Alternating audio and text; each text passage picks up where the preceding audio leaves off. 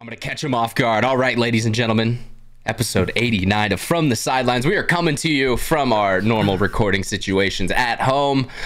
You'll notice there's no guests tonight. It's just the girls. So expect this to be a wild roller coaster ride of emotions and stories. There's a lot we're going to get into tonight. There's a lot that's been going on. So yeah, we've had some busy weeks, and yeah, we'll be jumping right on into that shortly. But before we do any of that, we got to bring in our host as always. Stephen Hatch, you look ready to go. We'll talk to you first. What's up, buddy? You know, if we went off of looking ready to go, I'd be first every time. But you know, we're here again. But I can't do that. I gotta show no biasm, no favoritism here. Yeah, I gotta throw Brando an underhand because you know sometimes he'd be wanting to quit. He'd be wanting to quit. Well, and speaking of Brandon, do you have any response to that, Brando Baird? Quitting's for fucking losers. Do I look like a goddamn loser? I may look gay, but I'm not a loser. All right. Yeah. And demonetized. All right, 30 seconds in. That's a quick run for us. Let's do the speed run at it right there. Fuck yeah. All right, boys. Before we get into the rest of the shenanigans that are going to take place tonight, we got to talk about our sponsors who are here with us every week on the show. Help support this product and put it out on the air for you to listen to. We'll go to NECTR Energy first tonight. NECTR.energy. I was using them a lot this weekend. I had a pretty busy time going on. We'll get into that later. But yeah, NECTR Energy kept me buzzed up and ready to go. You know, had that energy in my lipper ready to, I don't know, do whatever the work entitled me to do. Head over to NECTR Energy, NECTR.energy. That's their website to get some more information about the product, all their great flavors over there. They've got a whole bunch of flavors now. I want to say it's 5 in total because the mint, mango, berry, spearmint, sour apple. They've got a lot of great choices over there. Go check them out. I think that was a spearmint. That's what I meant by that. I'm still a fan of it. That's actually probably one of my favorite flavors. But yeah, it's the little Energizer pouch. It's got caffeine and a neurotropic in there to keep you energized and ready to go, like the Energizer Bunny. Yeah, so go check it out. Use code MafiaProductions, all one word, MafiaProductions. That's gonna save you some money, get you a buy two, get one free over there at checkout. So just add that code to checkout, and you're gonna save yourself some money at NECTR.energy. Appreciate them. We also have Liquid IV on the show. Brandon, go for it. Make your Liquid IV. They've got a ton of great flavors and options available at their website, liquidiv.com. They've got the sugar formula of their product. They also have now introduced a sugar-free formulation. So if you're keto, you know, on a diet, something along those lines, you need to watch your sugar intake, they've got an option for you as well. It's a superior hydration multiplier, so put it in 16 ounces of water. It's going to hydrate you a lot more than it should. It's a great product. We love it. We use it all the time when we're out at the field, just in general daily life as well. Sometimes you need to get hydrated. You drink a little too much and you wake up the next day, you got a hangover, your head hurts, and you don't want to feel that way anymore. What Brando? Drinking too much. We're athletes. Okay, maybe you guys are. I don't know about you, but I'm not. I stand on the sidelines. That's why the show's called that. I'm actually sipping on rum and Coke right now, not even gonna lie. Let's go. That's my guy. You're the only one who does that here, Brandon. But if you need hydration out there, you got to head over to liquidiv.com because they're going to get you hooked up with all the best product. Use code Mafia_Moffitt at checkout. That's going to get you a 20% off coupon and free shipping as well. So it's going to show up nice and quick to your house and have it all ready to go for the next time you're out at the paintball field or, like we just said, you know, hungover and you need to bring yourself back to life. We also have Welts Clothing, weltsclothing.com. They dropped their straps and they sold out within 24 hours. You guys gotta stay on the lookout for the awesome products that they're dropping over at Welts Clothing. If you're not there first, you're gonna be last and you're not gonna get anything. So make sure you head over there, use code FTS, save yourself some money at checkout like our other sponsors, and yeah, look good doing it. Welts has got some great stuff. We appreciate them. We're going to be seeing them out in Texas here shortly. It'll be cool to see all those guys down there. But yeah, let's jump on into this, boys. Episode 89 of the podcast. I don't know if I mentioned that at the beginning, but I'm going to mention it again here just in case. All right, first thing I wanted to go over tonight was just recaps of our week, because I know I had a really busy and crazy week last week. I wanted to see what you guys were got into as well. Well, you know me. Pretty normally busy during my week at my normal job. Just lame, you know, dealing with old people and shit. Work stuff, yeah. on a daily, bro. Working with that on a daily. My dog still got the cone of shame. There she is. Boom. So dealing with that is Is it healing up though? Because I know the last time I saw it, it was still looking pretty gnarly. So okay, it's definitely getting healed up. So blessed. Callie's no Miss Peaches, but we still love her with all of our heart. Whoa, Miss Peaches honestly could never. Just saying. Well, but, I disagree with you. I don't know, dude. I don't know. But Miss Peaches stole my heart, bro. But just race into the weekend, right? To make sure get that grind session in at the paintball field. Been craving it, honestly. Thinking about it 24/7. Grind time. How about you, Brandon? I know you've got a busy week and a half coming up here. Dude, it's how many days? I don't know, 17, 16. I don't know. Yeah, it's almost 2 weeks away of really, I'm gonna be a man. Well, you already a man. You don't need a woman for that to happen. I don't need no goddamn woman. That's right. You're an independent, strong man. You don't need none. But you will. That's not what she says. That's the Latina in her. Let's be real. Yeah. No, we were just ramping stuff up with the wedding shit. Like today, I had today off, and so I was just organizing shit, painting stuff for the wedding, designs and making more soap bars. More soap bars. Yeah, I'm gonna send it in the group chat actually. Just how much drinks we got right now for everyone that you guys would have been a part of, but you gotta go to Texas, I guess. I got outvoted. I gotta go. I gotta go network down there. I gotta go see people. Gotta make plans happen. I guess so. Valid, but yeah. Is that an excused absence? Yeah. I missed practice for it as well. This weekend had to do what I say in the group chat, wedding shit. Yeah, and which actually was kind of I was a DD for Michelle for her, what's it called, bridal party, something like that. Something along those lines. What does that mean? It's the opposite of a bachelor party.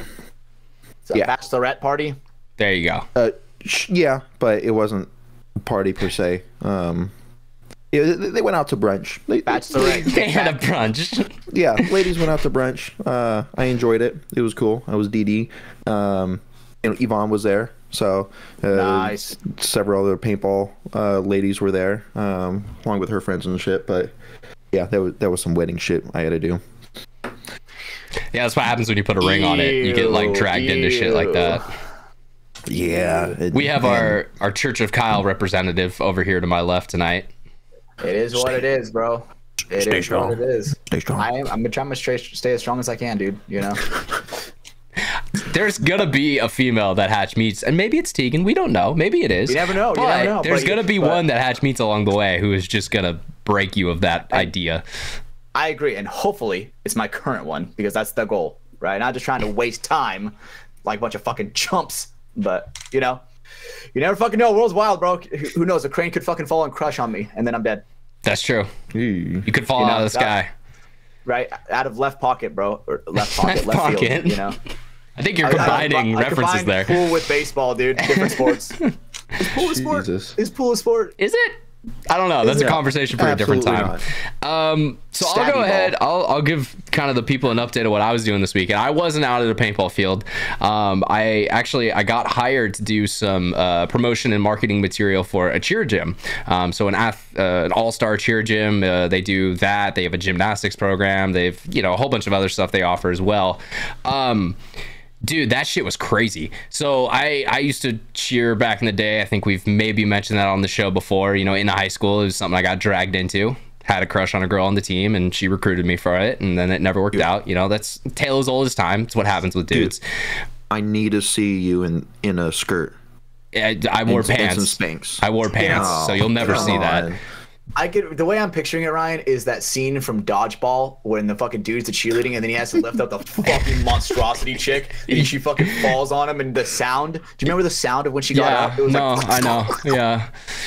Was that you? So no, so yes, I did those stunts. Those are called one-mans, where you throw a girl up and it's just one man, one girl, and you do your shit with her. I did do those in high school. I never had a partner that big, and I never had a partner like land on my head like that. In a pyramid at one time, that's where you do like a whole bunch of stunts together to make a really cool shit. I did have a girl straight up like sit on my head because she just like fell out of her stunt, and just like my neck felt like pushed in. Like it was, yeah, it was ringing for a bit after that. But going back to what I was doing this weekend, yeah, I was heading out there, did a lot of different, I don't know, capturing, you know, coaches working with kids, kids doing their routine, stuff like that. Also did an interview with the kind of the new owners for the facility.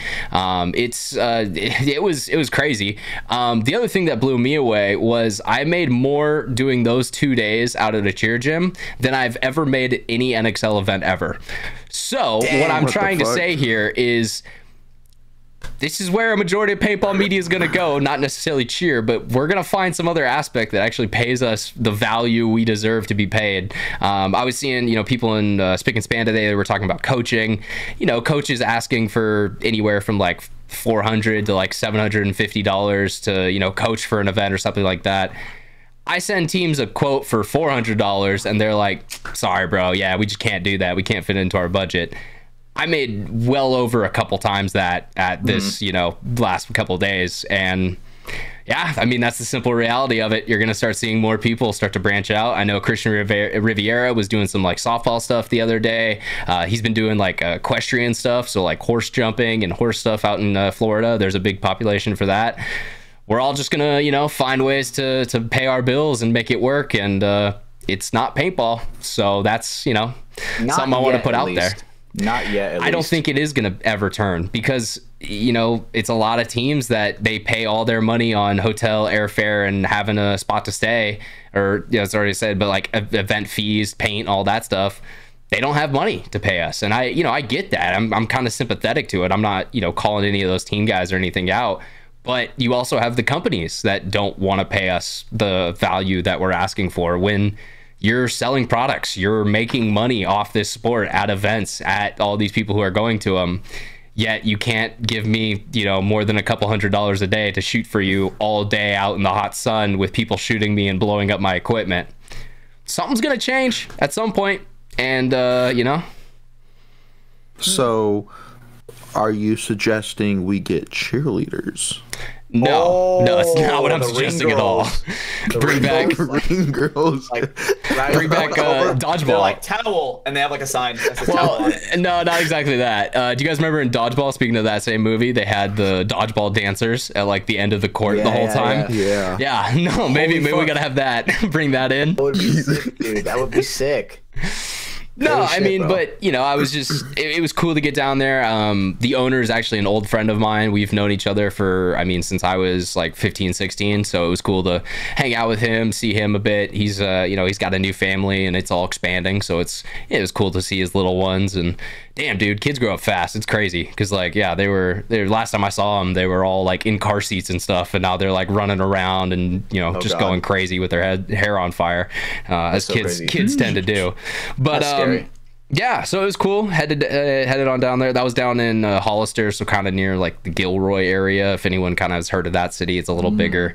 But yeah, kind of south of the Bay Area. Yeah, I mean that was really all I wanted to touch on that because I know some people saw my story and they're like, "What the fuck is this guy doing?" But yeah, I was paying my bills. I was, you know, making the check so I could actually go out to NXL Texas. Hell yeah. So I have a couple questions. Please, yeah. So, you know, my sisters cheered growing up, but not cheer competitions. Just while, like, I played football, they cheered. Yeah. The closest I've ever gotten to seeing one of those cheer competitions was the movie Bring It On, right?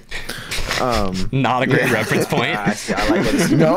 Okay. Dude, that's my only reference point. I don't, so, like, how big is it? So they're about to head out to Worlds, which is held in Orlando, as all, you know, major crazy events are. It will be, take, you know, World Cup, multiply that by 10.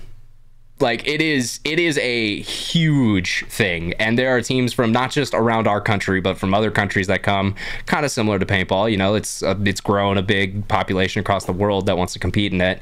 I will fucking say though, that like high school cheer, you know, what you see like at a football game on the sideline, stuff like that.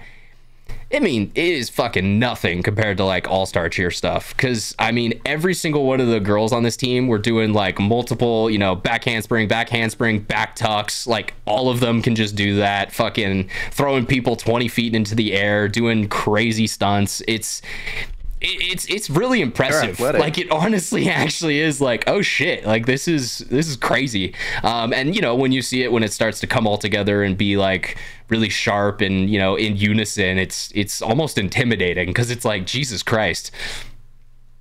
Damn. You know, I'd like to see like micro cheering, you know, like micro micro wrestling. Yeah, micro wrestlers doing a cheer routine, that'd be sick. I mean, the other thing that was kind of, it was like crazy to me was like, dude, some of these like 6-year-old girls who are like the flyers are freaking ripped. Like they have better six packs than any paintball player I've ever seen in my life. It was ridiculous. And once you watch them perform, it's like, okay, I get why, because you're just the whole time it's just core strength and, you know, abdominal and just all this crazy stuff. I mean, when you're flipping through the air and doing all that shit, you have to, you know, be able to hold body positions and do all that crazy stuff. To be, I wonder how many of them are into gymnastics as well. I would assume that I feel like would, there probably right? is a crossover. I think it's one of those things like you specialize in one or the other, kind of. So it's like, you know, because it definitely is different. Like I barely know gymnastics. Shout out Livy Dunn. It's like the only collegiate gymnast I know. But it's like bar routine stuff, floor routine stuff, the bar, like the double bars where they like jump back and forth. That is all completely different to like the type of stuff that they're doing over on like the all-star cheer side. That's what it's called. Yeah. See, because you said they're ripped, and I when I see a gymnast, I'm like, God damn it! I wish my parents put me in gymnastics when I was young. Dude, some of those guys, bro, doing the Iron Cross and stuff. It is. I'm intimidated. Abs. Yeah. It's just like isometric holds, just holding a position. That's a man. Yeah. That's a man wearing tights for sure. See, and that's what I love, because I knew Hatch would be the guy who says that on this podcast. Like, dude, I used to wear Speedo.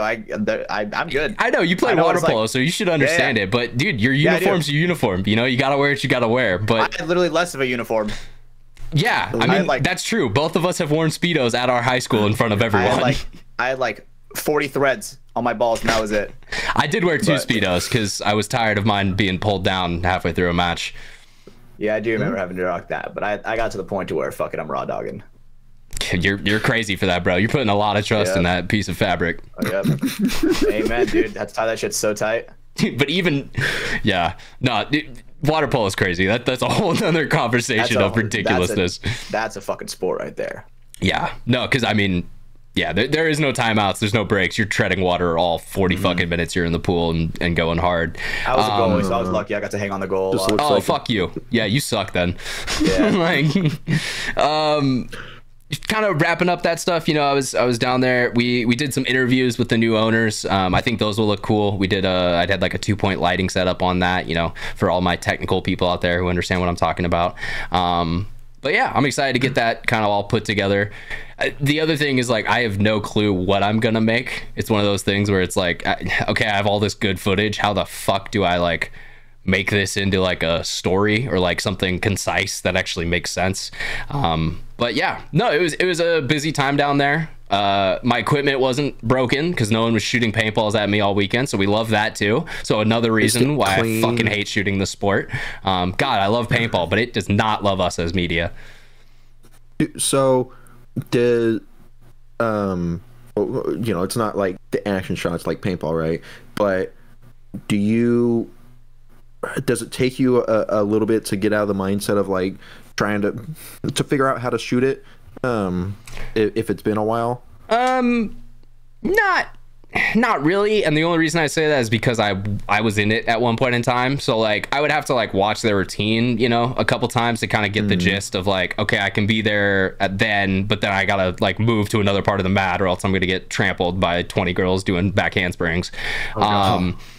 Yeah, and like little things like that where I have to pick up on the individual routine of like what's going on. But god damn it, Brandon, nope, don't say that. We're not saying that.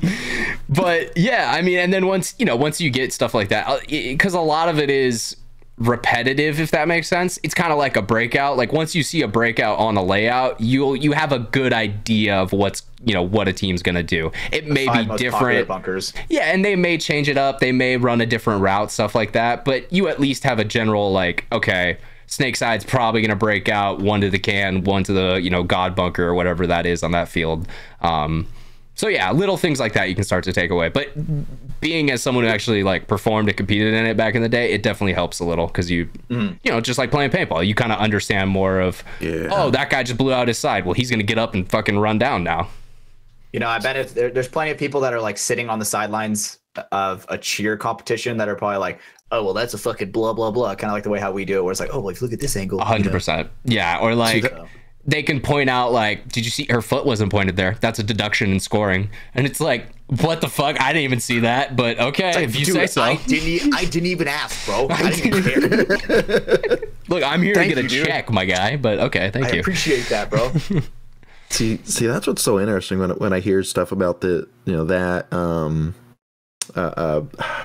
A lot of times when we go to World Cup, softball is having a big tournament there too, and talking to some softball players on the plane or at the airport about it all.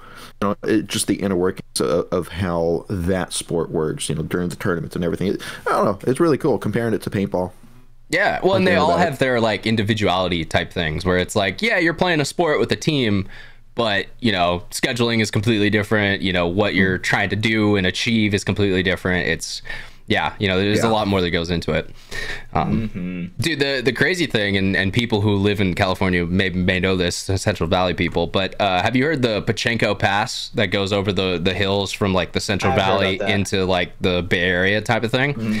Okay, driving that at 10 o'clock at night is sketchy as fuck. Oh god, dude, I completely agree. There is zero lighting, so essentially it's just you're blind the whole way. If you don't have good headlights, you're fucked. Yeah, and then like my Tahoe's got some decent LED lights, but still there's a certain point where those don't go any further and you're like waiting on a turn to come up or something, and yeah, it can get sketchy out there. Is that going into like San Jose, towards San Jose? Yeah, so if you're like coming, because I take like the 5 down past Stockton and all that stuff, and then it kind of jumps over into like the south of the bay, kind of that area. Yeah, okay. Just trying to like all right. Trying to mentally picture that. Yeah, we can pass that. No, we need to talk more about California roadways. Okay. That's a big part for our podcast.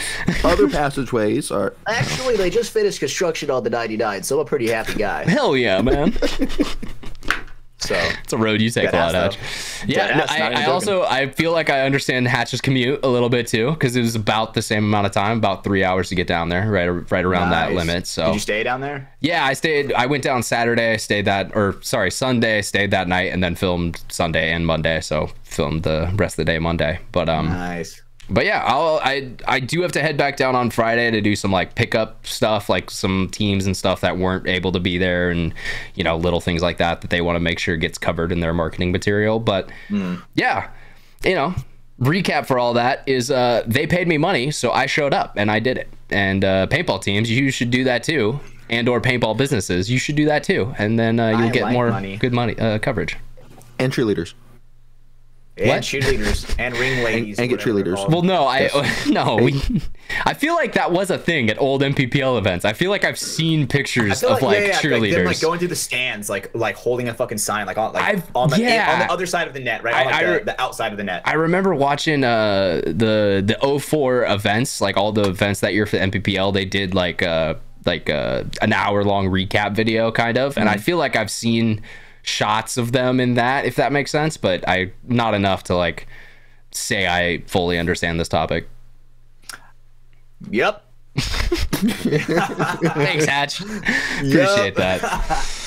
But yeah, that was my week. That was my adventure, getting down there and doing all that fun stuff. So it was cool. I also gave out NECTR rolls to a couple people, and they were pumped on it. They were nice. I gave it to the gym owner, who, like I said, he's an old friend and he's dipped for a while, but he threw one in and he's like, dude, I am wired. Holy shit, we got to get this done. Let's go. And I was like, yep, that's that NECTR, baby. It'll do it to you.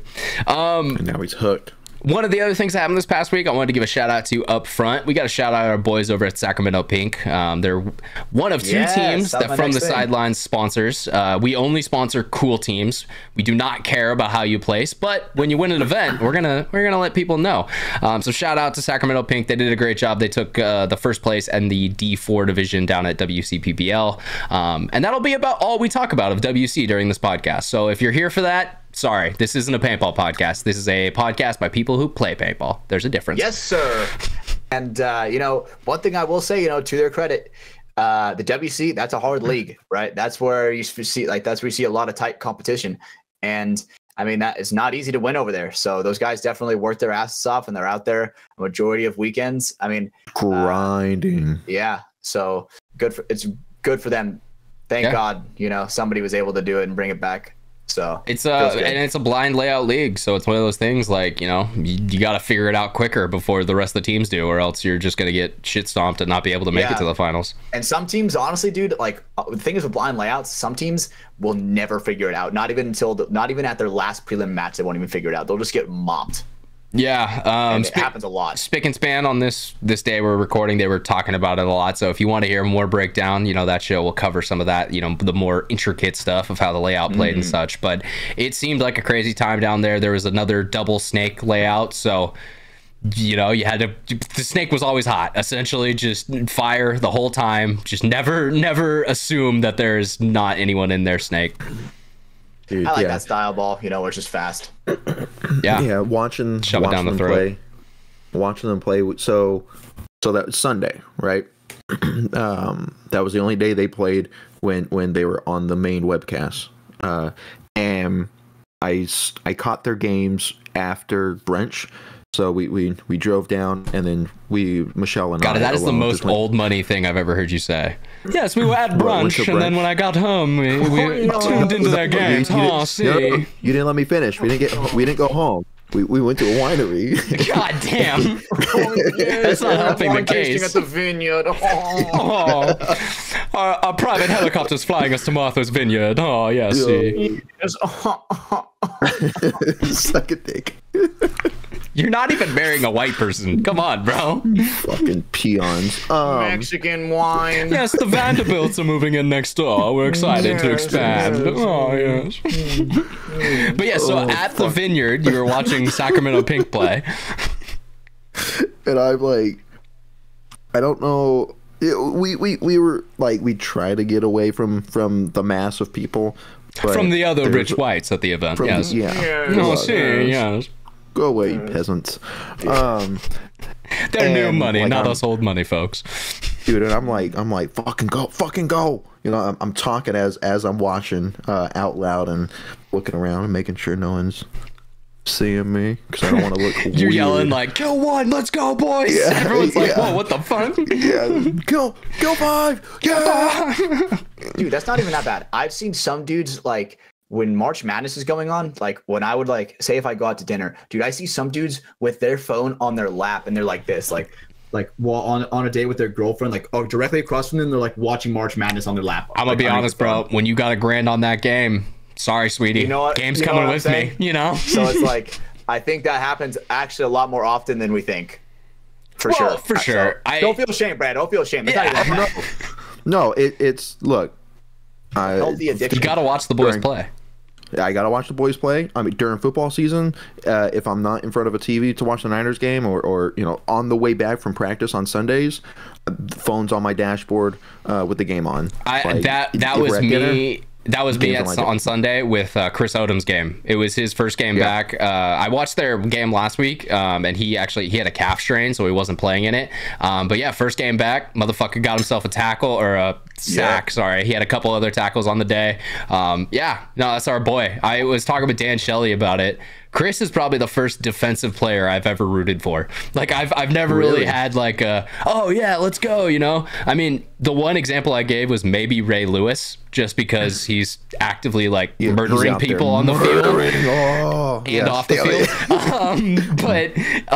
Yeah, so it was cool to watch him play, you know, see him get some reps, get back out there. Shout out Chris down there in Texas with all the other guys. He's paintball's favorite football player. That's the way I put it. Without a doubt. He's representing for us. I can't even think of a second. Well, I can't even think of a second. I can. Yeah, I was like, I can think of a couple guys off the top of my head. Yeah. Seriously? Damn. What, are you talking like defensive players? Are you talking like what? All right. There you go. Actual professional football players that also our play favorite paintball. Defensive player. Yeah, that's what I said. He's paintball's favorite. Well, yeah. Okay. We're all talking around each other. He's my favorite. Shout out Chris Odom, number 93. He's a cool guy, dude. The Roughnecks, they're 0-2 for currently. They were up in that game. They had a chance to win, but yeah, they let them come back at the end. So we got to fix that around. We got to get some more dubs on the board. But I will say their defense is looking pretty good. They Ruben Foster, they had some good players out there. So yeah, no, excited to see more of that this year. Shout out the Roughnecks. It's the UFL, right? That's the league now. Oh yeah. Because they took the USFL and the XFL and like combined them. Merged. Essentially, it was the PSP and the MPPL coming together. That's essentially what happened. And you get UFL. UFL. Yep.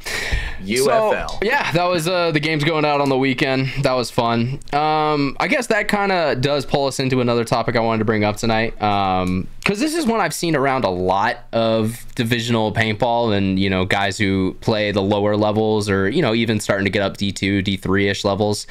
One of the things that it's kind of a hot take, but I always see divisional guys saying that like the NXL needs to give more prize money to us. They need to give us more of a platform. You know, they need to show and support divisional paintball more. And some of that is valid. I will put that out there, you know, because that is the future generations of players. You know, you got to start somewhere. You got to work your way up. But the problem I always have is, at the end of the day, if you're winning D4, you're still like the 128th place team at that event. Like there's still a lot of teams that played higher and more competition above you. And it always sits weird with me when I hear, you know, kids asking like, yeah, we should be getting 10,000. Well, it's like Pro is making 15 if they win. So where is that money coming from? I see what you're saying, and I think that it's also right. I think the way we got to look at it, instead of being like the 100th whatever, I think you got to look at it like this, right? So since it's split up by divisions, right? Still, they won their division, right? Respect, right? That shit is not easy to do, especially when you have a lot of people trying to do it together, right? But I think the whole money thing, it's also, dude, like, fuck, man, like Ryan just said, like, look at the Pro, like they're only getting 15 grand, you know, and they're drawing in the most eyes. Like the other example I had that's kind of a good reference for it is, have you guys heard of the NIT, which is the National Invitational Tournament? No, sir. No. So, March Madness is going on, you know, the big NCAA tournament. That's going on. There also is a secondary tournament called the NIT, which is for the next 64 best teams to come and play each other. Okay, does anyone watch that? No, they don't. It doesn't get broadcast revenue deals. A couple of their games do get broadcasted, like the finals and that, but really at the end of the day, it's, you know, it's Division I teams. They're still the top tier of colleges, but they didn't make the big show. And, you know, my thing is, you know, and people say that all the time, if you win the NIT, you're the 65th best team, because there were 64 other teams that made it into the NCAA tournament ahead of you. So that's always the thing for me is, people want to watch the top of competition, you know, and I have to say that, like, I get that you as the divisional player love your divisional paintball, you know, because you're in it. That's your shit. That's your level. That's where you're at. But, you know, we always talk about growing paintball and expanding the sport. Brandon, what the fuck's wrong with your mic? You're super loud right now. We got laundry going on? Yeah, something just started getting really loud over there. But, you know, at the end of the day, like, people want to watch the top levels of something. And like, yeah, there's people who tune in to watch the, you know, March Madness tournament, but not the same amount of people tune in to watch the NIT. And that's even the same competition level. You know, that's the same division. That'd be like the top teams in semi. What the fuck's going on, bro? I did okay. God damn, we need to fix your audio. So yeah, that was something that I saw today, and it did bother me a little bit because it's like, well, you know, outside industry people, it was in Spick and Span's chat, you know, a couple of the divisional guys, and they were pointing out that the WC, you know, they give us a lot of money. Well, the WC also only goes up to about Division 2, Division 3. I know the Premier Division, you can have higher level people, but like Dynasty doesn't go out and play at the WC, you know, like Houston Heat, AC Diesel, like these teams aren't showing up to play this event. Yes, people still care about the WC, but it's not, you know, it's not the top ranks. It's not showing the highest level of the game. And I think, you know, look, paintball is at a level where we need to market the top level, the most entertaining aspects, the you know, the D1, if for lack of a better term, you know, the absolute peak of what competition is. You know, and I it's so hard because obviously, you know, I was a D3 warrior at a time, right? And so, I think that's why you have kind of this bias towards divisional paintball, and everyone who plays it is like, yo, this is the shit, you know, people should be talking about it. But I come from the world of outside of paintball. When I've never cared about divisional paintball. I'm just going to be fully honest. I've always cared about semi-pro and pro, because when I grew up online, that was what the divisions I was watching. You know, I wasn't watching the Division 3 team that was at the PSP event. No, I was watching Dan Napoli's coverage of the best teams there. So, you know, that's what's going to draw in other people, and telling those storylines is what's going to grow and expand the sport from a audience perspective. Now, from a player perspective, I do understand why people are like, yo, this is, you know, we need divisional paintball. And, you know, all these podcasts I've seen pop up, they're like, we're showing off divisional paintball and, you know, we're making our stand for ourselves. Well, at the end of the day, it's really only the paintball community that's ever going to care about that, if that makes sense. You know, it's going to be hard to convince the random, you know, grandma out there to watch D4 paintball. She probably never is, but she will tune in if maybe, you know, pro paintball ever gets to a level where it's nationally available. You know, damn, I just lost my train of thought. But, God damn it, dude. Coming at it from like the divisional side, being like in, like playing divisionals yourself, was that where you were going, or?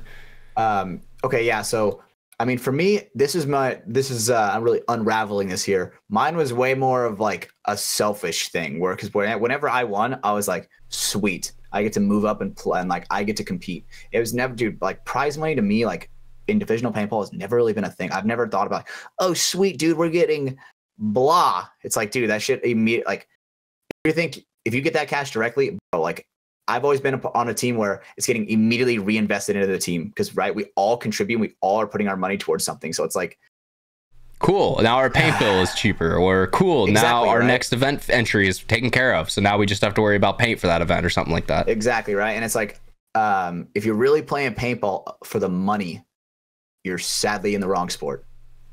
Yeah, you're very much in the wrong sport, because there's none to be made here. Like, look, if you become the top 20 players in the world, then yeah, you can make some money playing the sport, but it's only about, you know, those guys. Like, maybe we can make it the top 50 for kind of a even number.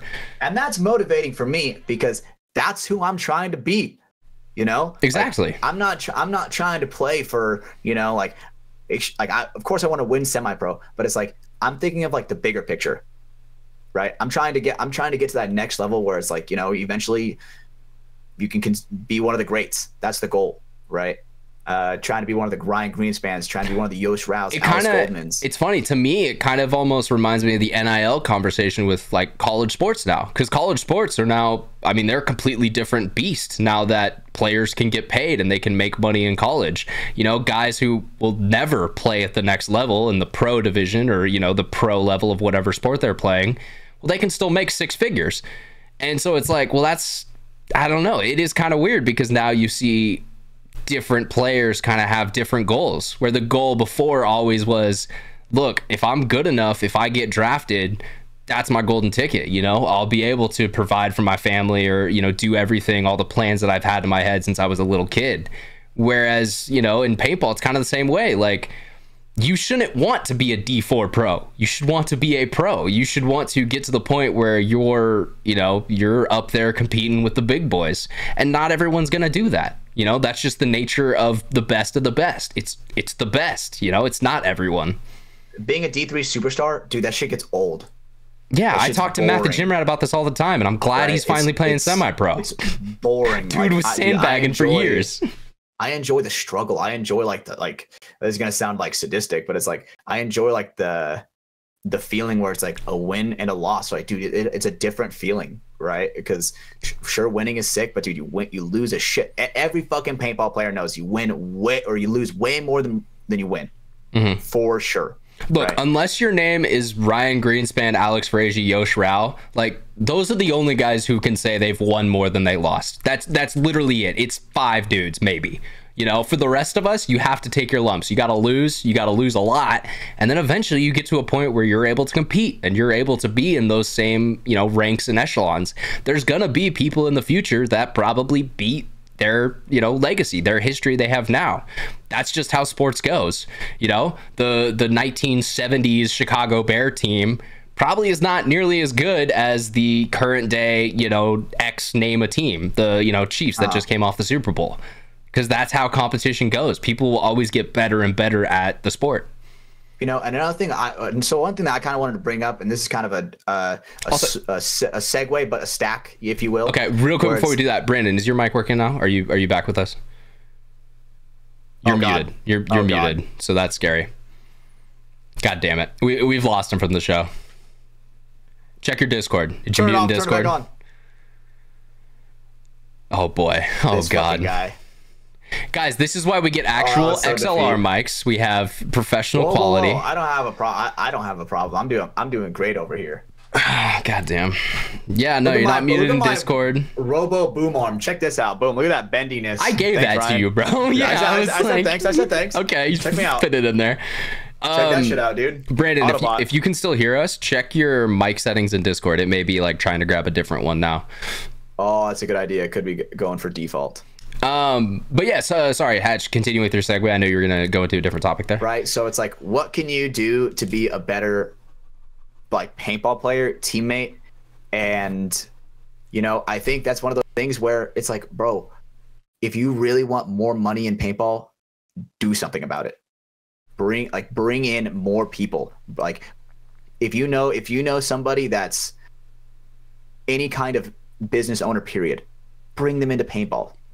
Like, right, if all of us have that story of how we fell in love with it, dude, another person is just a single paintball experience away from being just like us. From understanding it. And that's the sad reality of how the world works, is it's money. You know, people who are able to blow amounts of money in our game, we have a couple of them, you know, the Barts, the Sarges, you know, there's probably other names that I'm forgetting right now, but they're a great example because they're guys who they were successful in their own right, and then they fell in love with this game, and now they want to, you know, spend money to help support not only their teams and their, you know, their kids essentially, because a couple of them are drawn in through their kids, but it's to, you know, make the game a better place and provide money to make some of those things happen.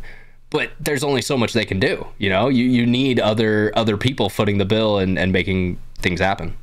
Exactly, right? Like, dude, like, that's one thing that I will say I love about Oni, like Austin Oni, is, dude, they are bringing in like so many outside people, I feel like. Yeah. And a lot of that is through Scott, through Lastro, because I mean, exactly, dude, right? Yeah. It's funny when people, you know, see the stuff that he posts, like he's got a lot of connections into like the kind of new media podcasting industry. That's, you know, that's a lot of the stuff he does. The shit that's moving forward.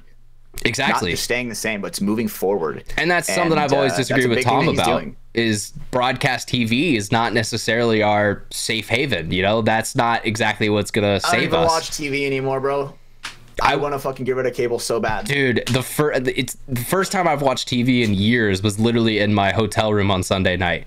because I was like, I had no way to plug my laptop in, so I was just like, all right, we'll see whatever random thing is on TV. It sucked. Fucking I didn't hotel like TV, it. bro. It's some fucking lame ass shit. It's like Impractical Jokers, Family Guy, and they're that fucking Whopper Rob Dyrdek. commercial. There's some South Park too. Whopper. And that's the only fucking commercial you hear. Dude, I hate watching commercials. I've gotten so used to watching, you know, your 30, 40-second commercial on YouTube, and then boom, there's your 20-minute video or whatever it is. Honestly, quick hot take. Fuck you, Hulu, for having ads now. Honestly, God bro. damn. You seen that shit? It's so lame, bro. Like we literally went to streaming services to get rid of them, and now they're infiltrating us at the source, bro. I do not like this. You're gonna hate me, Hatch, but I specifically pay for the version of Hulu without ads because I fucking hate them. I'd rather just watch my content. That's fine. The problem is that's like a thing that was like advertised for a streaming service. It's like no more ads. You don't gotta fucking sit around. You get to watch your shit. And now, bruh. Now we're back. It's everything. Time is a flat circle. We just keep going in a loop. Brandon, do we got you back? Are you working now? I don't know. You hear me? Yeah, I do hear you. Okay. We gotta bring your gain down a little bit. You got a little bit louder, but yeah, you're back. I think your cable got disconnected or something. You sounded like the static ghost man. You sounded like Slender Man when he was coming towards you. I don't know if you guys ever played that back in the day. That's about to be a sick segue. God, I didn't want to go there, but okay, I guess we'll go to Hatch's game of the week. Yeah, real quick, how am I sounding? Is better? Extra gay. I mean, dude, so good. Gay means good, right? It means happy, I think. I don't know. Yeah. Wrong G word. Well, perfect. But, all right, I'll let you take it away, Hatch. We'll go to your segment. Here we go, ladies and gentlemen. So, I recently tried this game that came out. I think it came out like within the past like 2 weeks for sure. Like not very long. Very new. Very new. It's like it's a teamwork game, you know, where you play with 4 people, and it's called Content Warning, right? And the premise is you go in and you're in this, like when you spawn in, you wake up in a bed and you're just these fucking goofy ass characters, right? They're like goofy ass spacemen. And the art style is very cartoony and very childish, and I can see that. Yeah. Oh, now you got me. Okay. And then you go into kids, Brandon. It's weird. And the whole goal is to go and film shit and upload it to SpookTube, right? It's a scary game. Because I was going to say, you didn't explain that great. You start in the cartoon Happy Land, and then you get in this vessel, and then all of a sudden the door opens and you're in hell. And it's pitch black and gray and stripy. It almost looks like old school like comic book, right? Animation. That's what it kind of reminds me of. And dude, it is actually scary as shit. And your whole thing is to get as much paranormal activity that you can on film and report back and upload it to SpookTube and get views. Essentially, it's a YouTube simulator. It's becoming an influencer. Simulator. The Jake Paul simulator. There you go. That's a better reference. But one thing that's cool is they can allow you. It's kind of shitty the Suicide way Forest. Anyone? It. No. Okay. You guys didn't get that reference. No, I love with the fucking with the claw, the little the alien hat. Yeah. But one thing that's cool about that game is you can because one person has a camcorder and records everything. You go back, upload it, and you can save it to your computer, so you can have these clips of what you've recorded with the camera forever. So some of them are actually so funny because the game is actually super jump scary, super dark, and loud. Yeah, it's actually a terrifying video game. I haven't played it myself. I saw a couple of YouTubers do like a playthrough of it. Let's do it, Ryan. Let's play it. Probably not. I don't know. We'll see. Maybe I will if I have time to play games again. I haven't, like I said in the pre-show, I just haven't played a game since before Vegas. I've been so busy with content work, with doing some other shit, trying to make a move happen in the background. Okay, Brandon, stop making references like that. That doesn't sound good, okay?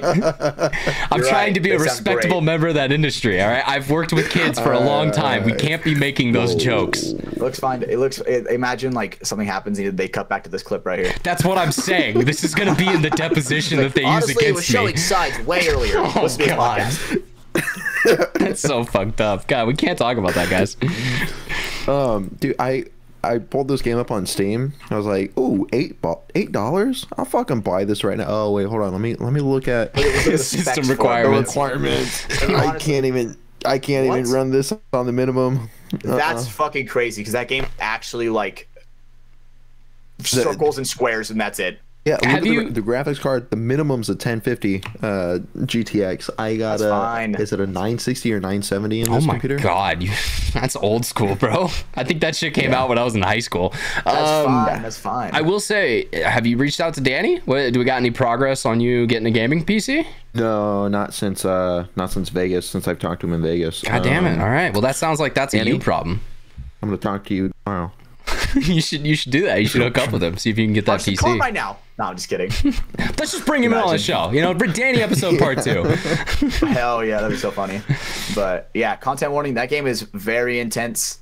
I think that if you have a group of friends, that's a game that you should not miss out on right now while it's hype when hot. It's definitely one of those games that I heard this. It's probably gonna be like Fall Guys, where it falls out over. Yeah, because it does. You know, the gameplay loop does get kind of repetitive. I heard this with EFT when they released with Tarkov when they released their arena mode. You know, people were always saying like, you know, it's fun if you know, play it with friends. You got your 4 friends in there. You know, you're talking shit. It's a good time. And a YouTuber, Pestily, he kind of made a good point against that, where he's like, yeah, you can go outside and throw rocks against a tree with your friends. It's still fucking fun. It's because you're with your friends. It doesn't mean it's like a good game or something like that. And I'm not necessarily saying that about content warning, but it is definitely one of those experiences that, you know, when you got the boys together, when you know, you have a drink or two, yeah, it's a good time. You know, you're giggling, you're laughing, funny things are bound to occur. Absolutely. It reminds me of Lethal Company. It's very similar-ish to that. There's a lot of similarities, I would say. They probably played Lethal Company and copied it. Yeah, you're just collecting trash videos instead of content, bro. Content. That's the word.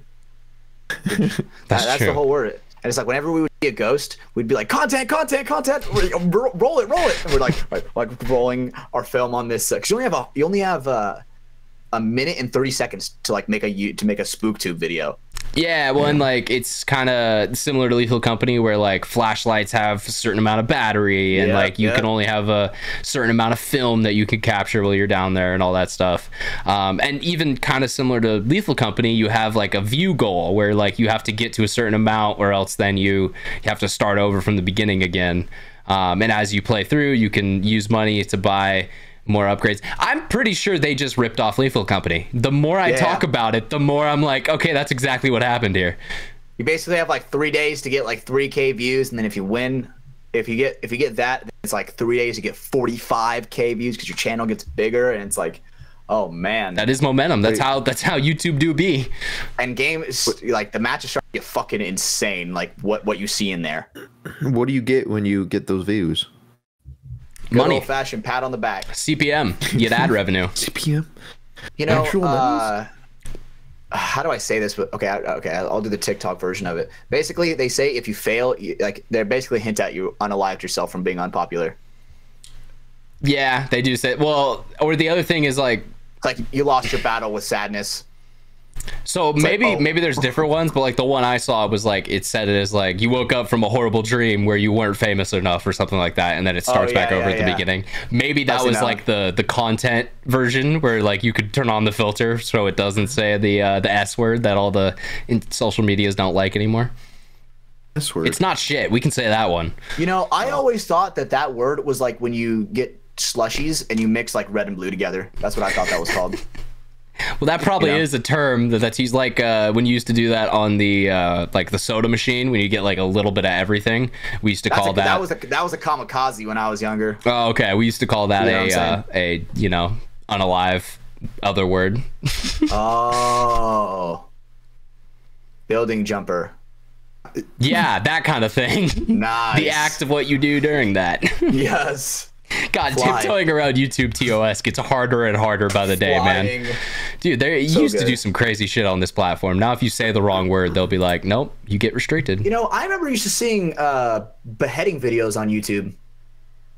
I don't. It's like, I used to know if those. Actually, dude, the early stages of YouTube, bro, when it still had like 5 stars and like that shit. Yeah. Like I remember, this is graphic. Why are you saying it then? I remember being like 10 years old, like in YouTube, and this dude He's like, it was like a skateboarding video, and he falls right on his balls, right? And all of like this blood is like rushing out from his shorts, and he's like, dude, I just burst my sack. And I'm like, oh my god, bro. Is this not I don't like that. Is this not a Scarred episode? You remember that from MTV? No, I don't. No. I don't remember Scarred. I feel like, no, what do you mean? I remember when MTV would play music videos. Shut up. Same, and then it became Cribs and Pimp My Ride and all that other shit. Well, I was gonna say a majority of the crazy videos that I watched were always on Live Leak. That was always that and or 4chan. 4chan would post some crazy shit too, but we know Hatch has never used 4chan. Yeah, I'm a noob when it comes to that. The fact that you guys were educating me like that last time, and I was like, what the fuck is that shit? Brandon, we grew up on a different part of the internet. You guys really did. It was the machinima version. I was a sheltered child, bro. I was a sheltered child. Like, internet access restricted, bro. Speaking of crazy old podcasts on the internet, did you ever watch You Ain't Grizz Baby, Brandon? Yeah, the couple episodes that he had. It was like 13 episodes, and then they canceled it. Yeah, that show was wild. That was a show I should not have been listening to at 12 years old. You Ain't Grizz Baby, dude. You know, with the access to the internet, dude, kids are gonna fucking listen to whatever they want to listen to. I mean, exactly. Honestly, what we listen to now, back then, we probably shouldn't have been listening to it then. But yeah, no, PKA, like all that shit, being on YouTube at the age of 12 was something I definitely shouldn't have been, but I was there and I learned a lot. Thank you, Woody. Mail Monday. The internet is Pandora's box, bro. Once you open up some videos and you see them, dude, you cannot unsee it. That's true. No, you definitely have a point. Oh, okay. Like Brandon pulled up a wiki page for Scarred. Scarred, dude. It's like kisses. I didn't know it was only 2 seasons, 20 episodes. That real life like risk takers. So essentially, it was kind of like Jackass-ish, and I say ish because it was not very similar. But it says like skate stunts. So, yeah, essentially like extreme sports of people getting in accidents and snowboards, bones, bikes, inline skates. So much BMX. Yeah, there's so much BMX and skateboarding.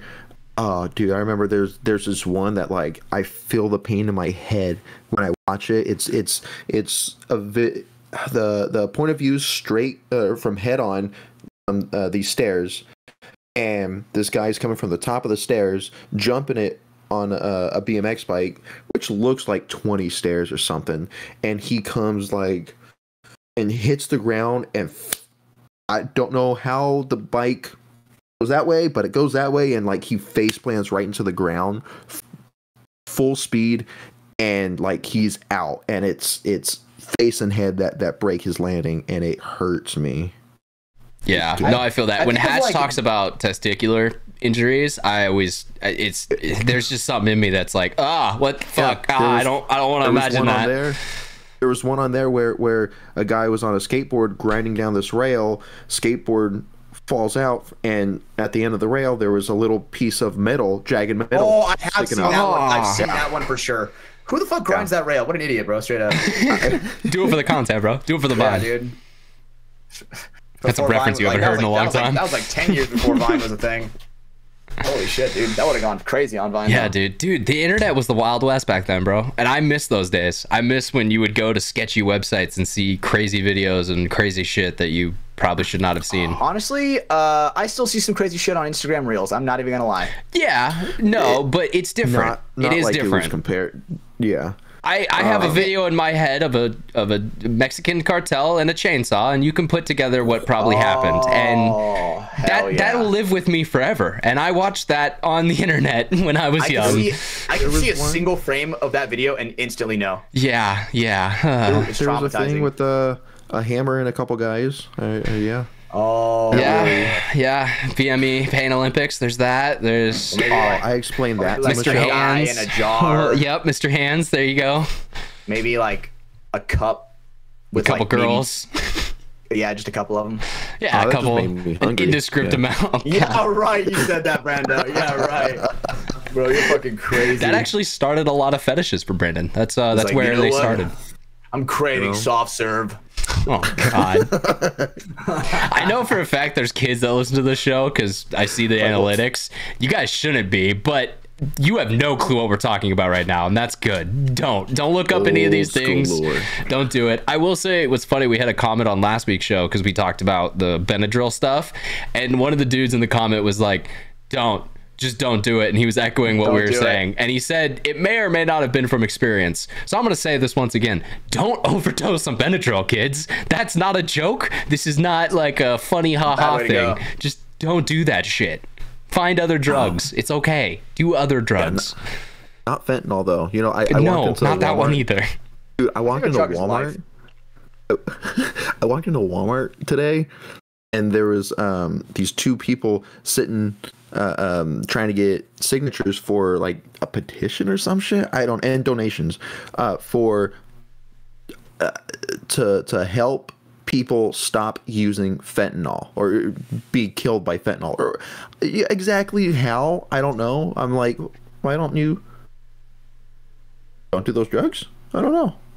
What's that? Yeah, I mean, I will say it's one of those weird ones because it's like, dude, just don't do opiates. That's my kind of general sentence. Just who is this fentanyl guy, and how is he getting away with killing so many people? It's called China, and they ship a lot of it in through Mexican cartels. These are actual known facts. So yeah, just don't do opiates, kids. Do other things that you can research on your own out there. I'm not gonna tell you. I'm not gonna be that guy. But just don't do pills. It's not gonna end well for you. The only powder I like is liquid IV. Fuck yeah, damn right. Keeps you hydrated and ready to go at the field. So that way you can play your best. Right. If you're really doing that other stuff, how are you gonna play your best, Bo? No, that's a very good point. Yeah. You're not. One of the other things I wanted to get to before we jump into, we have a special segment from Brandon later on in the show. I'm both terrified and excited for that. I actually wanted to ask you guys if you had any like stories from your first job. So like your job out of high school, did you ever have like anything crazy or anything noteworthy you'd want to tell the podcast audience? I do have an example, so I'll jump in with mine while you guys are thinking about it. But for a while, my first job out of high school was I worked at Chick-fil-A. So it was my pleasure. I served everyone, got them their refills, and slang chicken and chicken nuggets, and it was great. Got free food every day. It was an awesome job. That's not where the crazy story is. The crazy story is the marketing manager at my Chick-fil-A location was looking for someone to be the mascot for a couple hours every now and then. Be the Chick-fil-A cow. It's a lot of fun. So that's what I ended up doing one summer. Was I exclusively worked with the marketing department and would go out to local events, local things that we were doing in the community, and I would be a big ass dancing cow. And it was fucking great because no one knows who you are, and you could just be an absolute goofball and have fun. All of this culminated in one of the crazier events that we ended up working, which was when the Sacramento Republic, which is the football club, soccer for us Americans, but they call it a football club. They were first kind of starting up as one of their first couple seasons. They had this halftime show where it would be like 6 Chick-fil-A cows, so like different stores would send their cow, and we would play soccer against the other local area mascots. So we played against Slamson from the Sacramento Kings. We played against the Quick Quack Duck. I forget the other ones, but there was a couple other mascots out there. And dude, I've never been more sweaty in my life than playing in a giant cow suit in front of 10,000 people with, in the dead heat of summer. Those suits got so freaking hot inside. Like you would have to wear like a headband or something essentially, because you would just be dripping sweat the whole time. There's no circulation. There's no fan. There's nothing that's like keeping the air moving. The other part of that was crazy was meeting Slamson. So I actually got to meet the guy behind the mask, and we all had like a private area that we went to like get suited up and stuff. Is his identity like secret? It is. I cannot reveal that information. Gotcha. But that dude is crazy. That man had so much energy and was an absolute, just madman. If you've ever been to a Kings game and you've seen Slamson, running around causing havoc around the arena, he's essentially that all the time. And it was cool to meet him, kind of talk mascot shop with him, because there's an art to the game.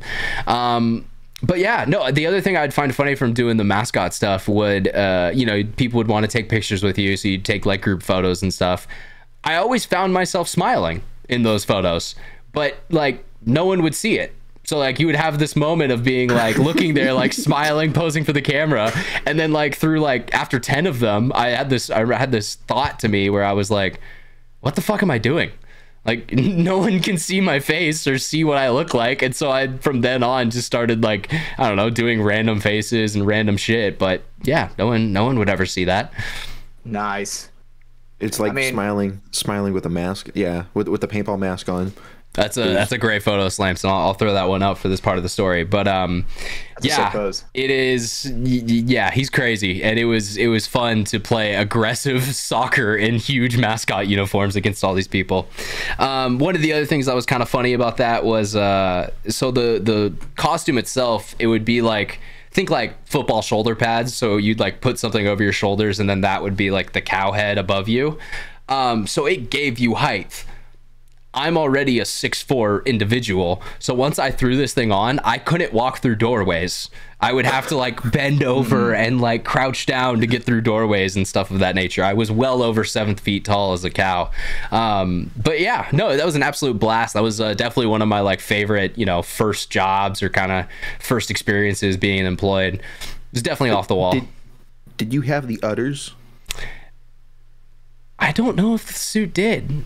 I think, I mean, we always had like, we had different jerseys or like different, you know, shirts or something that we'd wear for like whatever marketing event or, you know, whatever we were trying to promote. So yeah, I don't think the cow had like distinctive udders on it because it just assumed that part would be covered up. Wow. Historically inaccurate. Oh yeah, no, not anatomically correct. And you know, I had a lot of odd jobs. You know, I was lifeguard. There's like this like local I also was a lifeguard at one point too. Like Shout out. Amusement park around here, and I was like a roller coaster fucking conductor. Keep all hands, feet, and legs inside the vehicle at all times. I was a carpet cleaner. That one was a fucking crazy job. You see some crazy shit in there sometimes. You'd like. Did you ever clean up a murder scene? Not like a murder scene, but I've been in places where, no joke, the floor would be like, you would think it was like concrete. It was so dark, but it's just like piss.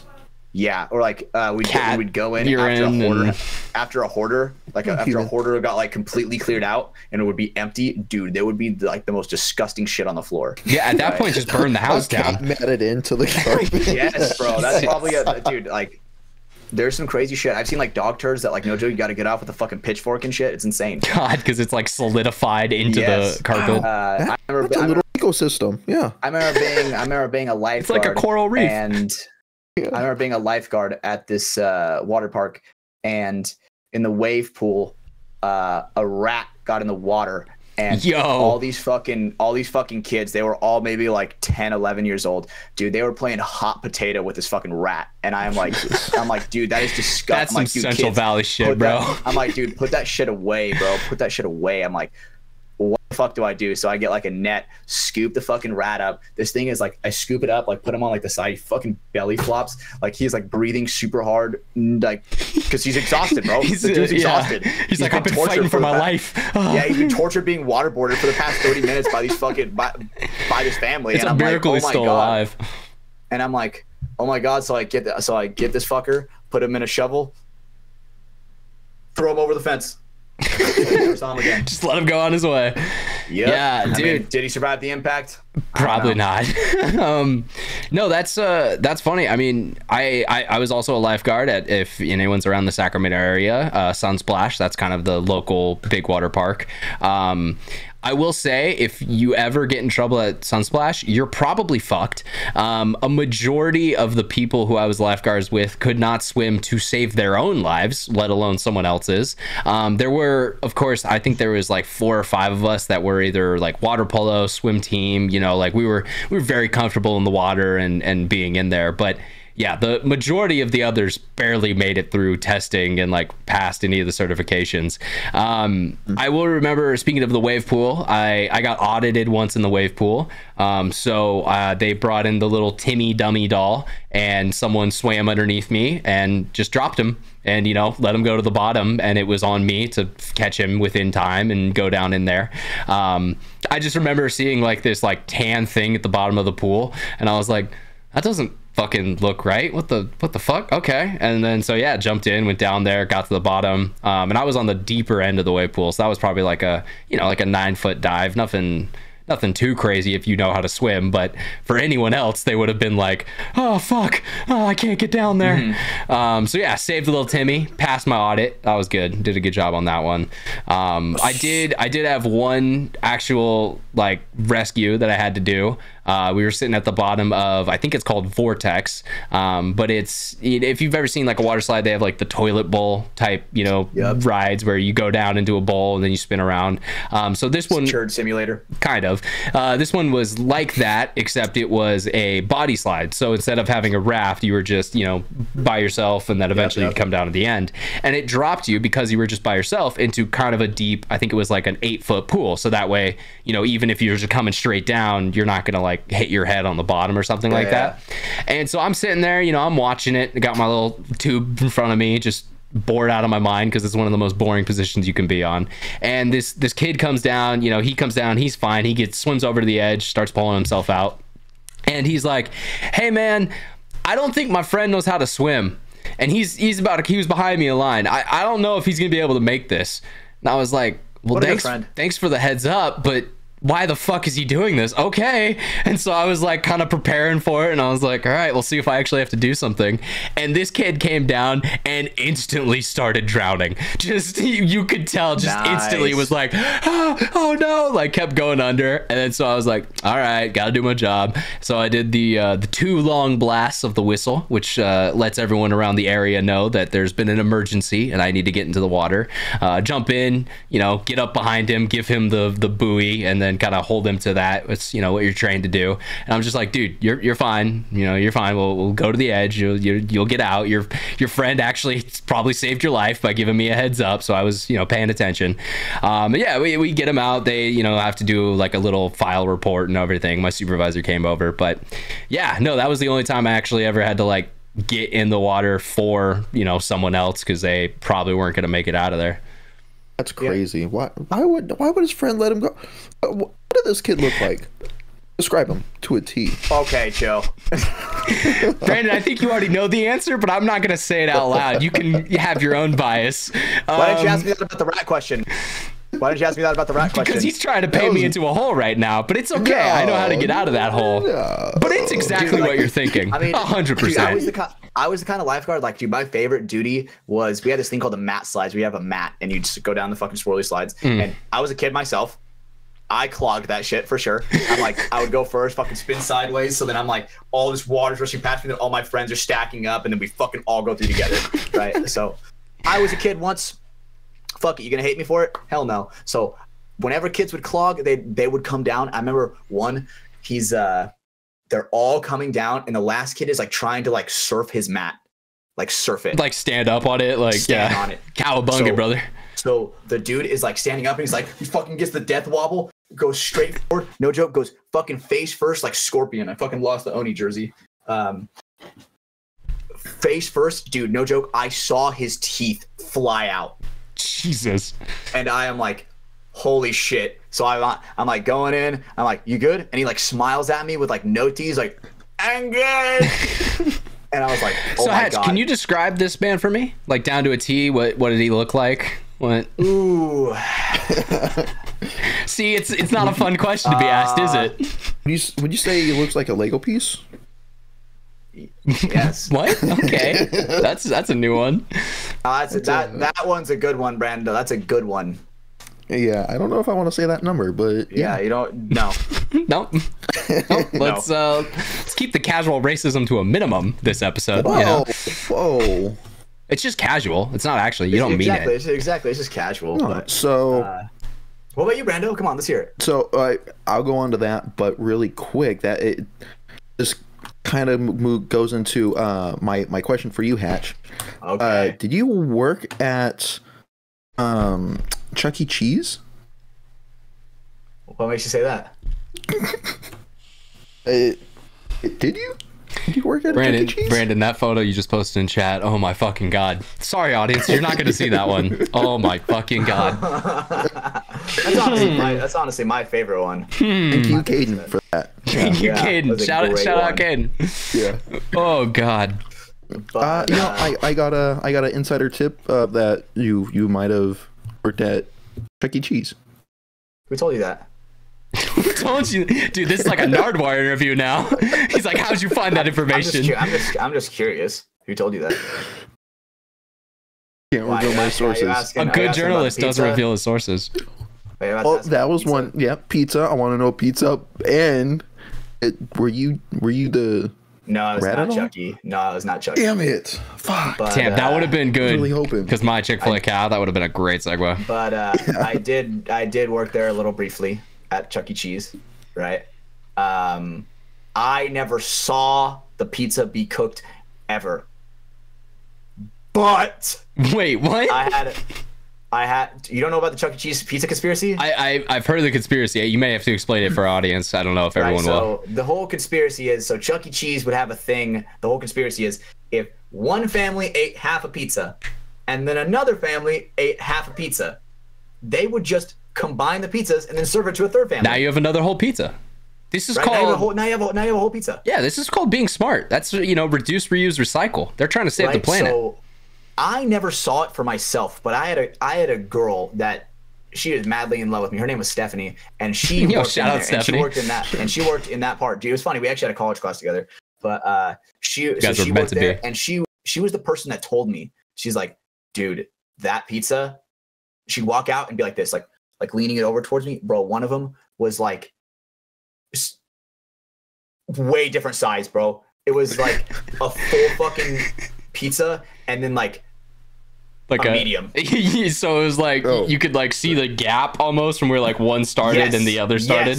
Yes, and that was when I was like, oh, maybe I shouldn't work here anymore. Right? But, Yeah, that was probably smart. Maybe, I don't know. Chuck E. Cheese needs to be shut down. It was a good place when we were kids, but goddamn, it's gone downhill. but That's where you rumble. I'd have to find it, but I do have like a long box, like maybe about like this long, and it's filled completely like with folded Chuck E. Cheese tickets that I stole. Oh, you stole. Okay. I was going to say, if you earned those, So- that's kind of hype. So but I think it's like 10,000. dude, you got to Is it go get still whatever the valid? top prize. I don't Yeah. know. See Oh, if there's fuck. like a No, expiration I don't date. think so, because it's electronic now, right? Everything's electronic. No, I thought I don't know. No, but you should Been a while. definitely try to go in and be like, yo, I had these when I was a kid. I just found them, like, is there, can I still turn these in? Could I redeem these? It's valid currency in this Chuck E. Cheese economy. Something that is actually so fucking funny, because so after I quit, then like maybe 3 weeks later, we show up to class and she's like, hey, someone drove by the Chuck E. Cheese and shot paintballs. Was that you? And I go, that was not me, bro. That was doesn't not look good me." though. That's all It does not look good. That's all the It setup. does not look good. And I'm like, what kind of paint was it? I was like, it was blue. I'm like, okay, only chumps shoot blue paint, honestly. It was Monster Walmart Balls, paint. actually. Yeah. Yeah, straight up. Fucking stingers from Walmart. God, dude, Walmart paint was the worst back in the day. If you ever got shot with that shit, it sucked. Yeah, I'm not getting out on that. I mean, I'm getting out off of pain. Yeah, I was like, no, you But- are getting out because you just cracked a off of, like, rib. Physical, off of like physical paint breaking on me. That shit ain't breaking. No, yeah, it's not. Everything's a It's bounce. honestly, well, they should use that for riot control. Yeah, just get some old Monster Balls out of stock. Yeah, that'd be fine. What, Brandon? You've That'd been be trying to fine. get something out. What's up, man? What are you thinking? Well, I want to know if Hatch saw any. No, it was actually should have been. Who told you that? No, though? you were like a teenager. Don't worry about Who told you it. that, though? This is Nardwar. He doesn't reveal. You're Stephen Hatch. We had to know. Yeah. Do you guys know who I'm talking about with Nardwar? Yeah, Nardwar's the Nardwar. goat. Yeah. Nardwar is awesome. Dude. Hell yeah. Don't make fun of course I Nardwar. do. That's my goat, bro. Love No, that dude. I think his interviews are sick. I love watching the He's people's faces legitimately light up. one of the best music interviews or interviewers we've ever had. He's like the only one that I will like if I were to like search out like a Nardwar compilation, like the only like one that I could possibly think of that's like entertaining to like watch. Yeah, no, he does a great job. If you've never seen Nardwuar content out there, go check out some of his videos. Like whatever your favorite artist is, he's probably done an interview with him and made him rethink their life. That's crazy, Hatch. I'll link you to a couple compilations for you.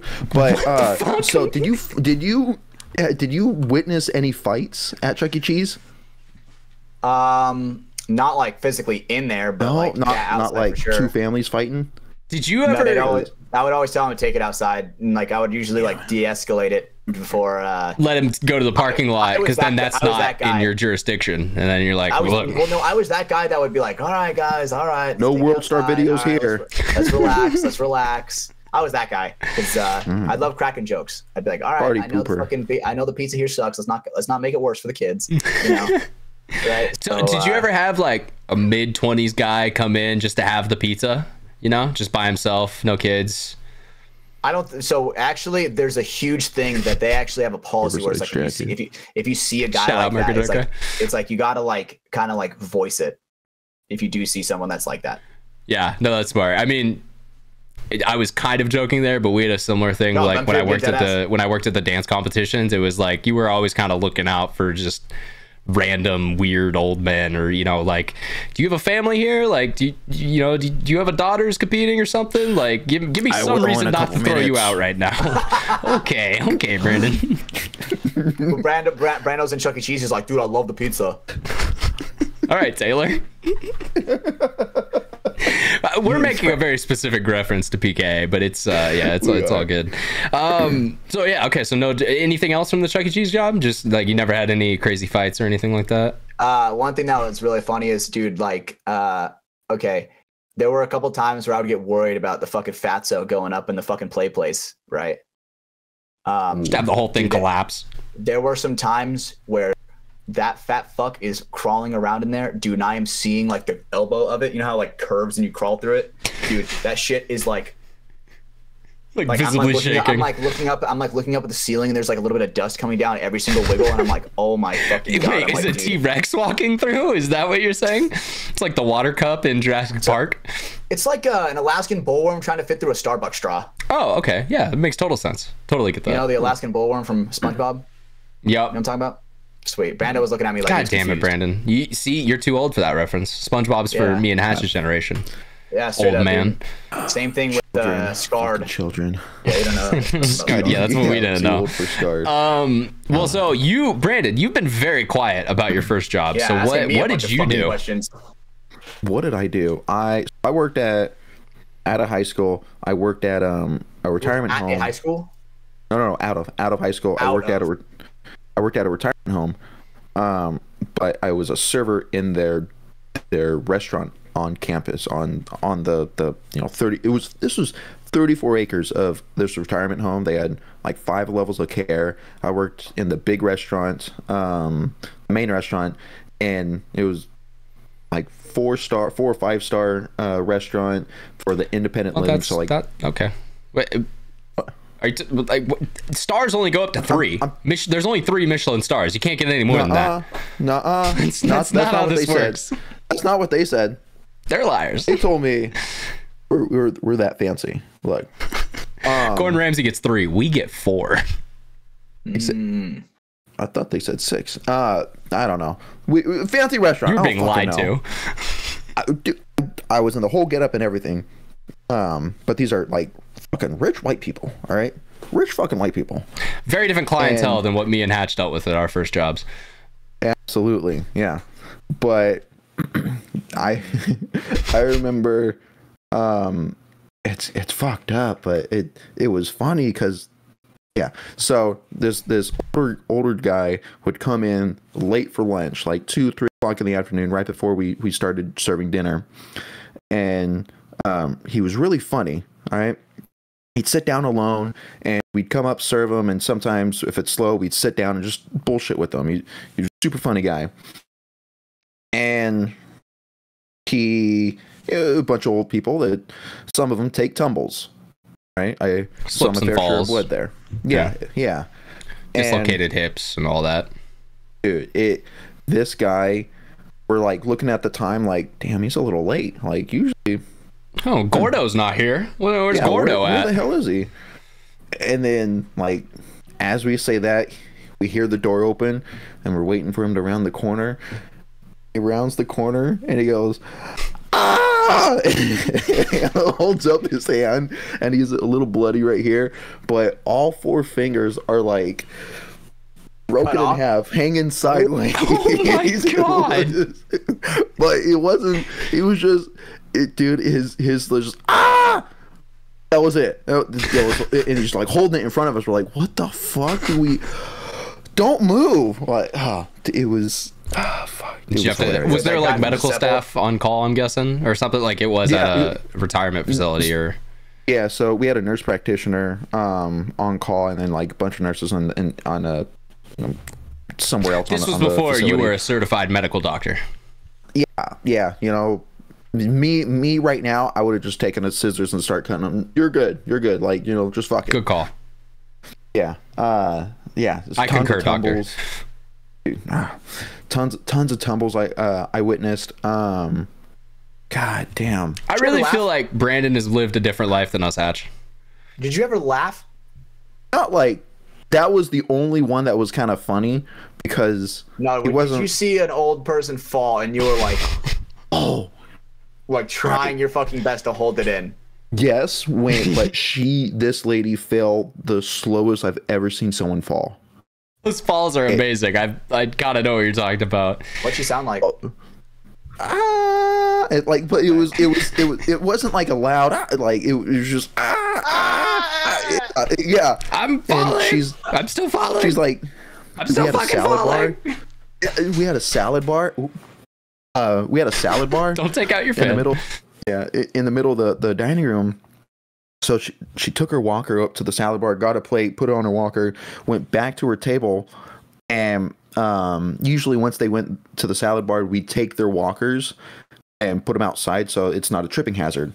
Well, I'm in the middle of pulling 2 walkers with me outside, and I'm passing their table. It was cut like 2 rows back from the walkway, and I look over and like she's in the middle of transferring from her walker to her chair, and she like starts to fall and like starts slipping down, and I'm like, uh-oh, that's not good. And I look back and like see like 2 other servers see it. I'm like, all right, I'm busy, they got it. So I like I go out. Yeah, I go out, I put the walkers back and expecting one of them to go. I walk back to the door and I look and like she's still falling. No way. It felt like 20, 30 seconds. Yeah. It's like she was fine afterwards. I walked over and like helped her up. But yeah, it was the slowest fall, 30-second fall of this lady just slipping out of a chair. Those are I've seen like a couple videos like that where it's just like, okay, she's falling. Okay, she's still falling. I gotta find How this is she video not hit the ground yet? Like, what is going on? How is gravity not working? Just let go. Just let it happen. Boys. Here we go, boys. Look at this video that I'm sending. That God, I don't want to add a video to this. Oh God, you don't have to. You don't have to. This is for us. Whenever it's clever. Don't mind that picture that I just sent. Don't mind the picture. Oh, I've seen that one. You've seen that one, right? Yeah, I've seen that one. That's great. Yeah, you've seen that one, right, Brando? Yeah, it went pretty viral. People probably, if I say what it is, a girl's going to get on a boat, or not a girl, an old lady, a distinguished woman, and she chose the complete wrong time to step onto the boat and just falls into the water in between the pier and the boat. Like, what do you do? What do you do? Do you like jump through the crack too? What if you get crushed? Nope. You let her go, you know. Grab the boat closer. Pull it closer. Oh, you're gone. Okay, and you get the insurance money, and you know you live a happy life with the will. Exactly. Only dreams now, Grandma. Oh God, this is morbid. But but no, I think that, you know, what I was gonna say there was like, yeah, Hatch, I feel like we lived and, you know, did different jobs at a high school, because like I had a couple of those like random, I don't know, entry-level jobs where you just you see random shit. There's a lot of crazy things that happen. Yeah, and Brandon just instantly went to 7-star restaurant waiter. Dude, no, dude, 5 years. Yeah, I remember my mom always held me at a pretty high standard. My mom was kind of like a don't be a pussy kind of mom, right? You don't say. No joke. when it came to like where I work now to get a promotion, dude, I had to like go just like a normal person. You know, there is like zero nepotism. My mom was like, all right, get this shit done. So well, that's good. You're not a nepo baby. Yeah, it's pretty nice. Not gonna lie. But I saw at the job that I'm working now, but before I got promoted, I always told you guys the ghost story, right? I've seen some ghosts at like a job, dude. I don't know if you have. I had to have told this story on here, bro. When I went. Okay, I mean, it doesn't sound familiar to me off the top of my head. Of course, we've done 89 of these, so maybe I'm forgetting. Right, but so I'm going to this house, right? And it's in like the middle of nowhere. And then all of a sudden, here's the big detail that you'll remember. There's a big dome of like trees around this house. Couldn't see shit, but all of a sudden it was like this big dome of trees where it was like it would be the middle of the day, like noon, where it's bright, and you'd go through the trees, and it was like dark, like nighttime, because no sunlight getting through the trees. Kind of like a solar eclipse. Kind of, right? Shout out to the solar eclipse. Shout out to the sun, dude. Thank you for shining on us every day. Shout out to the moon as well. You know, he did his part in that too. Honestly, kind of got in the way, but thank you. That was corny as fuck. But so it's like this huge, like 2-story house, and there's like a deck surrounding it, like all 4 sides. And the lady I go in there for, like I'm doing like an evaluation, making sure she's all good, you know, how's she feeling with the people that's taking care of her and her situation. And she's like, oh yeah, like this house is a very interesting story to it. Like, just wait till you hear like the kids running. And I'm like, what? Do you have children? And I mean, she's like, oh, like it's just me here. And this is where so the story of the house is, so back in the day, back when, not 1800s, but like back when this house is first being developed for a horse breeding ranch. So one of the sons that was in that old family fell off the horse while he was trying to break the horse, right? Gets trampled, dies. The horse broke him. Yep, horse broke him straight up. Good shit, Ryan. I like that. I got you. And so then the mom can't bear it, goes in the basement, takes a swing. You know what I'm saying? And does a little unalive, as we like to say. Yes. Just monkey cosplay hanging around, right? And right, what the fuck is this show tonight, boys? That shit already gets pretty crazy. But the thing is, right before she hung herself, or before she did the thing, you know, muckering around. Before she did the thing, before she did autoerotic asphyxiation. Right then, but that was a big word. She said, "I gotta take the kids with me at least." Right? Crazy, right? Crazy. What the fuck? Crazy. So that's like I'm sitting there and she's explaining this to me, dude, and no bullshit. All I hear is like hardcore running all the way around the house, and I'm like, what the fuck? And she goes, oh, that's just the kid that happened. That's just the kids. That's just the spirits of the kids. And I'm like, what the fuck? You remember this, right? You remember this, right? I don't think you. I remember you telling. Yeah. Okay, I don't remember this. I don't know if it's on the show, but I've heard this. Yeah. Right. So and maybe you guys told it at a sleepover or something like that. Maybe. And so the scariest part, right, is so I'm leaving, right, and it's in the middle of the day, but it's dark, right? So I'm going out to my car and I look up and I see the second story. The light is on upstairs. So I go in and I'm like, hey, your light's on upstairs. And she's like, that's weird. I haven't been up there since my husband died. And I'm since 1984. And I'm like, oh my God. Like, so I'm like, okay, I'll go up there and turn it off.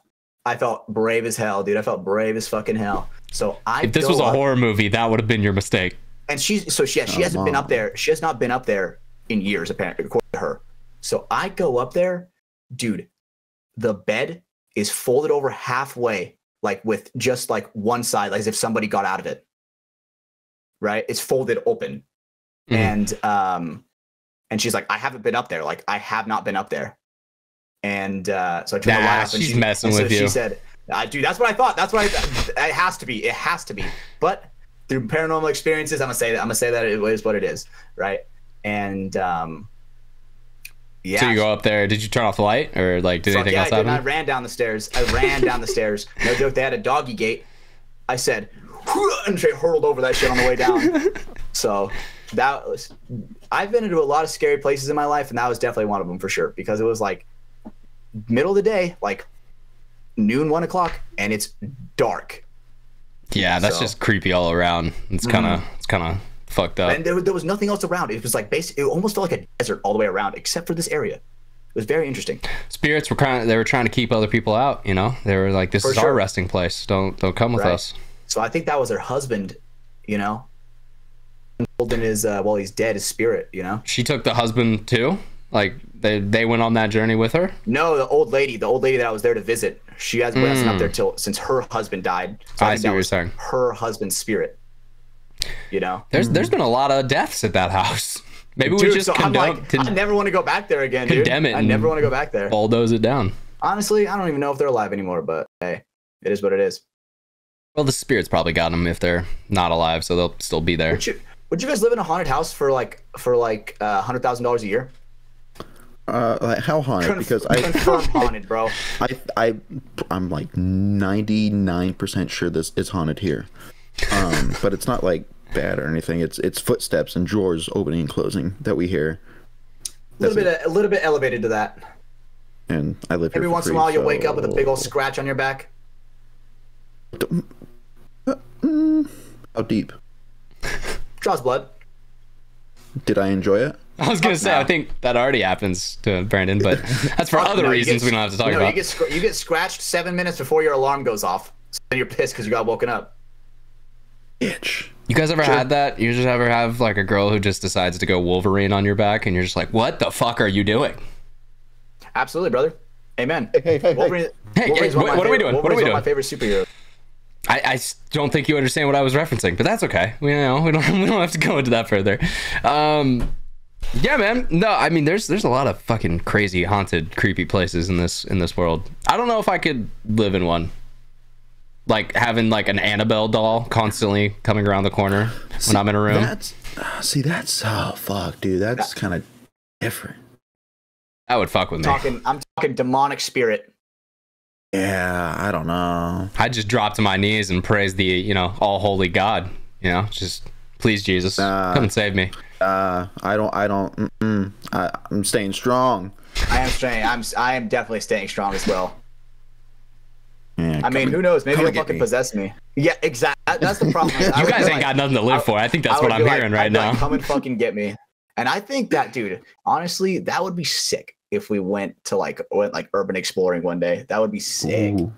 In like an abandoned asylum. I think you just want us to become ghost hunters. I think that's what I'm hearing. No, so there's actually this crazy place that's up here. I don't know what it's called, but my great grandma was taken there because it was a sanctuary for people with tuberculosis. Right, way back. I want to go there. Yeah, I don't want to get tuberculosis. It's all good now. It's all good now. Right? Fuck, I can't say that word. Apparently, that place is haunted. Say the word for me, Brandon. Tuberculosis. Thank you. But I think that would be sick if we went to a place like that. No, I think it would be sick if you went to a place like that with a GoPro and a light, and then you gave me the footage afterwards. All right, Brando, you go? Would you go? Sure, I'll go. All right, well, sure is better than no. Now we're just playing that game. Yeah, we're just playing content warning in real life. Content. So how much would you sell your soul for, Hatch? I feel like Hatch would do it for like a pack of smokes and a BJ. Like it wouldn't be much. Well, realistically, it wouldn't be like physical money what I would sell my soul for. It'd be power. It would probably be power. It would probably be make me into an Elden Lord, and then I will sell my soul to you. Maybe not like immortality, because it's kind of lame, I feel like the whole point of like. Do you want to live forever, apes? I feel like the whole point of like living is to like die. Reference. You know what I'm saying? At the end, life.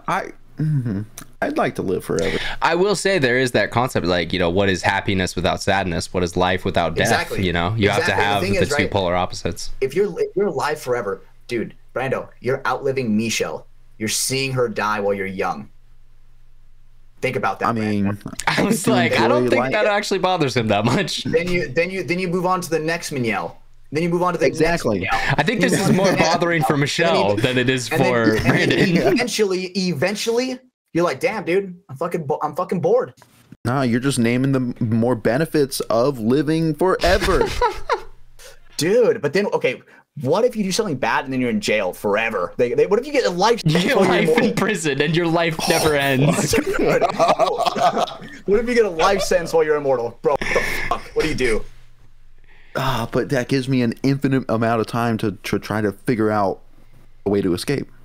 And then be wanted the rest of your life? Have to go to a non-extradition country? There's no good outcome here. They'll die eventually. I guess that's true. You could just outlive the people who have imprisoned you. Exactly. Holy shit. Would you tell other people that you were immortal? Depends. It depends on the situation. If it gets me after your like 15th wife, you're like, look, I gotta be honest with you. I've done this a lot, so you're gonna die at one day, and I'm gonna be the same age. So, you want to just like get this over with, or what are we doing here? Damn, I can't even imagine, like, what would you do for so long? It would be weird to like see your kids grow up, die before you're like dead, if that makes sense. Like they would have a full lifespan. Yeah, exactly. You're not supposed to outlive your kids. You're not supposed to. You know? Yeah. I mean, it does unfortunately happen for some, but pussy should have been immortal too. Valid, bro. I think it's a random show reference, but I think True Blood, the HBO show about vampires from way back in the day, I think they actually like tackled this concept a little bit, where it's like there was a couple of the characters, because vampires are immortal, you know, and like the whole lore and everything. It would just get boring after like, look, the first 1,000 years, it's probably fun as shit, but there comes a time when you've done everything. You've lived every experience. You would have so much knowledge from experience that everybody around you would just be like stupid to you. Like what? You know, you have 1,000 years of experience, of life experience, dude. Some people don't even get 50 years of life experience. Yeah, essentially at that point, your girlfriend would just be like your dog that like lives for, you know, a couple years, and then they move on. Dog. I love my dog too. Good boy. Yeah. He's a good boy. No, I love Scout, but at some point Scout's gonna die, and that's kind of the beauty of dogs, is that you have to love them while they're here. You know, they're not here for your whole life. Yeah, and the thing is that one thing that I heard about dogs is even though they're only a part in your life, you're all of theirs. I've heard that quote too. That's a good one. That one hit me, and I was like, damn. All right, Callie, you get a fucking meatball. You know? It's the best I know how to spoil you, little girl. Yeah. Fucking meatball. Yeah. No, there's a lot of interesting like thought theories that come out when you start, you know, getting into immortality and things of that such. Speaking of thoughts and, you know, and using your brain, Brandon, I think it's trivia time. Oh, is it? Trivia time. Yeah, we're getting kind of towards the end of the episode, and I know we wanted to get this in, so I'm gonna pull this up. Sorry, yeah, I had to tell the haunted story again. I swear we haven't heard that on the show. I mean, and if we did, it may have been a long time ago. I don't remember hearing that story. I'm pretty sure, no joke, we have an episode called Hatch's Spooky Stories. I've named every single episode of the show. I don't think we do. And if someone finds it and sends it to me, I will do something. Okay, right now, before trivia, go name every show right now and the show number. Ready? 1, 2, 3, go. Wait, what? Yes. For an extra point in my trivia question. All right, episode 88, Great Guy Media. Episode 70 or 87, Joe Barrett. Okay, Vegas Picks episode 86, Colt Lucal. I've got receipts, bitch. All right, I won. So, point for me. All right, let's go. Half point. So I'll take it. As you cheated with notes. Now. Trivia, all right? So this is gonna... You gotta explain the rules here first. You gotta, yeah. What's the subject? All right. There's multiple subjects, all right? There's movie, there's history, there's a litany of stuff. What was that word? A litany? He used it correctly. I know it's a big word for you. I've never heard that word before. Oh my God. A lot of. Many, multitude. Hatch, you're not helping the Central Valley stereotypes there, brother. No, I'm not. I've never heard that word before. So I'm gonna read you the question. I could, if we change like categories, I'll let you know. Okay. Okay. But I will read you the question, and then obviously I could see the right answer. It is not multiple choice. You just have to guess it, and I will award points to correct answers. If it's funny, you may get half a point. Sweet. If you come close, maybe half a point. We'll see. All right. So essentially, it's kind of like the prices, or not the prices, right? Whose line is it, anyways? Where the points really just come down to Brandon. Like, it doesn't matter if we get it right or wrong. It's really just if you entertain Brandon enough. Absolutely. This is all for my enjoyment. Mine and the listeners, honestly. So we're being tortured. Let's go, Hatch. Yeah. All right. Question number 2. 1. This is movie trivia. All right. Movie trivia. Okay. We'll start with something. I'm gonna lose this one for sure. Something easy. Should we go 10 seconds? 15 seconds. We can go 10 to see how it goes. Yeah, we'll see. All right. So, what is the highest grossing film of all time? Ooh. I know which one it used to be. Is it, I think it's now Avengers Endgame. I think it is I would have to say Endgame right now. Endgame? Final answer? Yeah, I'm gonna lock that in. That's correct. Let's go. Let's go. What's second place is probably what? Second place Way of is Water? Titanic. No, I'm pretty sure Way of Water Nope, beat Titanic. Titanic. Did it not? I don't know. I think when you adjust for inflation, it's still Titanic, but okay. Ooh, dude, that was. I don't think you guys would know that, but that is a question on this. Ooh, okay. Yeah. So, all right. Next question. What is the first Pixar movie? Toy Story. Are we saying short or movie? Because they made shorts before. Okay. Movie. Whole movie. Whole movie, yes. I think Hatch is right with Toy Story. That's what I would say as well. All right. Toy Story is correct.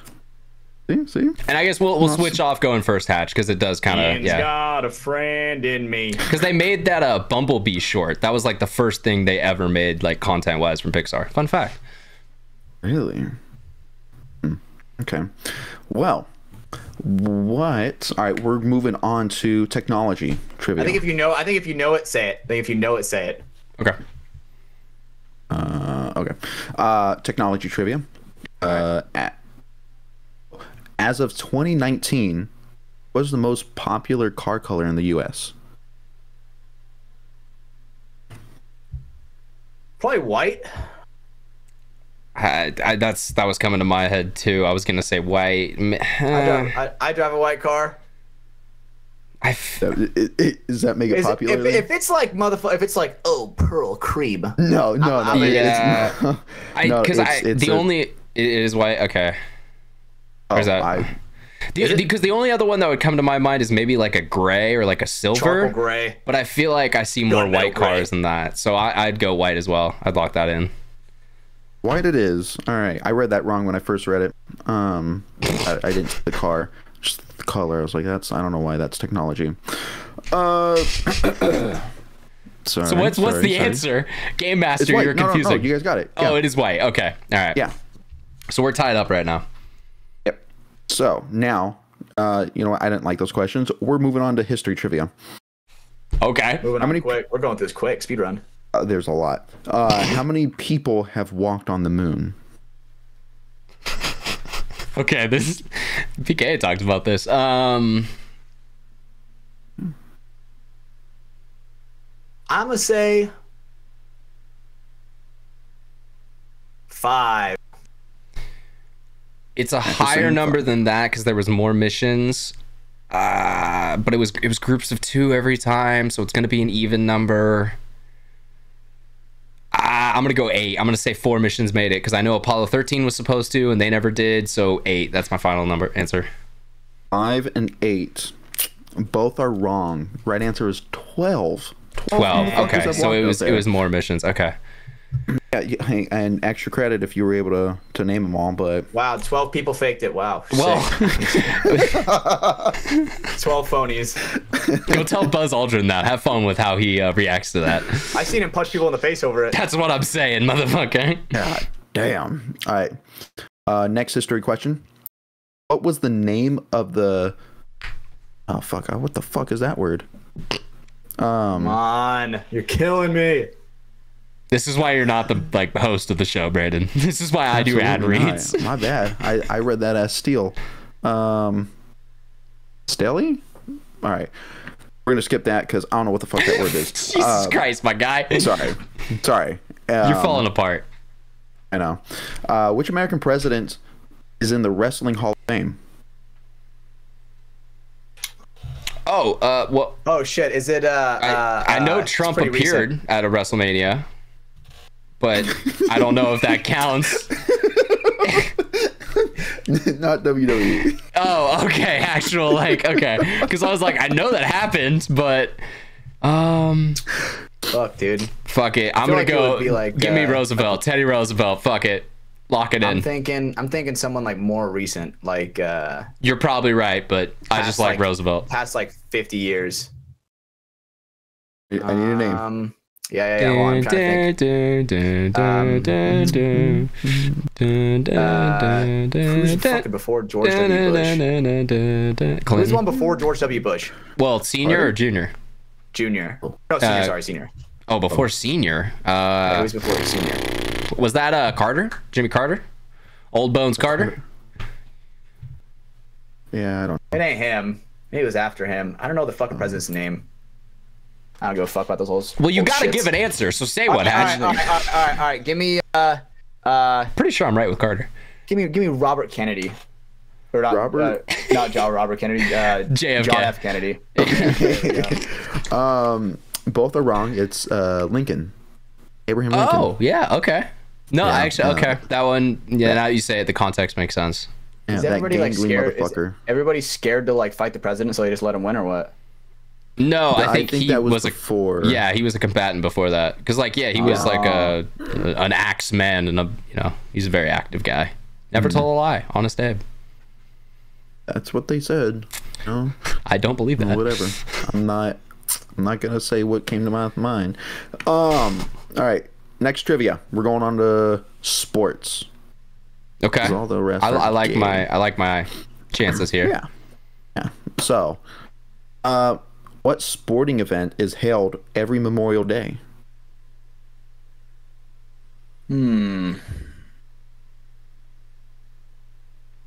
I will give you a hint. It's none of the big four sports. So nothing with basketball, football, baseball, hockey. I was gonna say I think it's a golf tournament. I just can't. That makes sense. Think of the name of one. I'll be different, so I don't pick the same one. Give me. Oh boy. I guess I'll take the sport if you can't name the actual game or yeah. I'm locking in event. with golf tournament then, and you can give me a half point for that. Yeah, I'm pretty sure it sounds like it would be golf. I'll say lacrosse. The PLL. Educated guess. Nope. Both are wrong. It's the Indy 500, NASCAR. Oh, so left turning simulator. Exactly. Wow. Sweet, dude. Indy is different. Yeah. Is it the Indy 500 or is it a NASCAR race? Because those are two different disciplines. It's the Indy 500. Indy 500. Okay. Yeah. The great American race. All the racing fans are like, these motherfuckers. Yeah, I know. My bad. Schwartz Cable's probably like, God damn it, boys. All right. Next question. Which athlete has won the most Olympic medals? U.S. athlete. Michael Phelps. I think it's Phelps, yeah, because in all the individual events, I maybe some old track star. That would be the only other one I thought of, but I'm gonna say Phelps as well. I'm 100% sure it's Michael Phelps. All right, now you both got that right. Now, how many medals did he win? Oh, I'm trying to think of the Sports Illustrated photo. If you guys get this wrong, I'm taking a point away. I'm just not even gonna guess. Keep my points.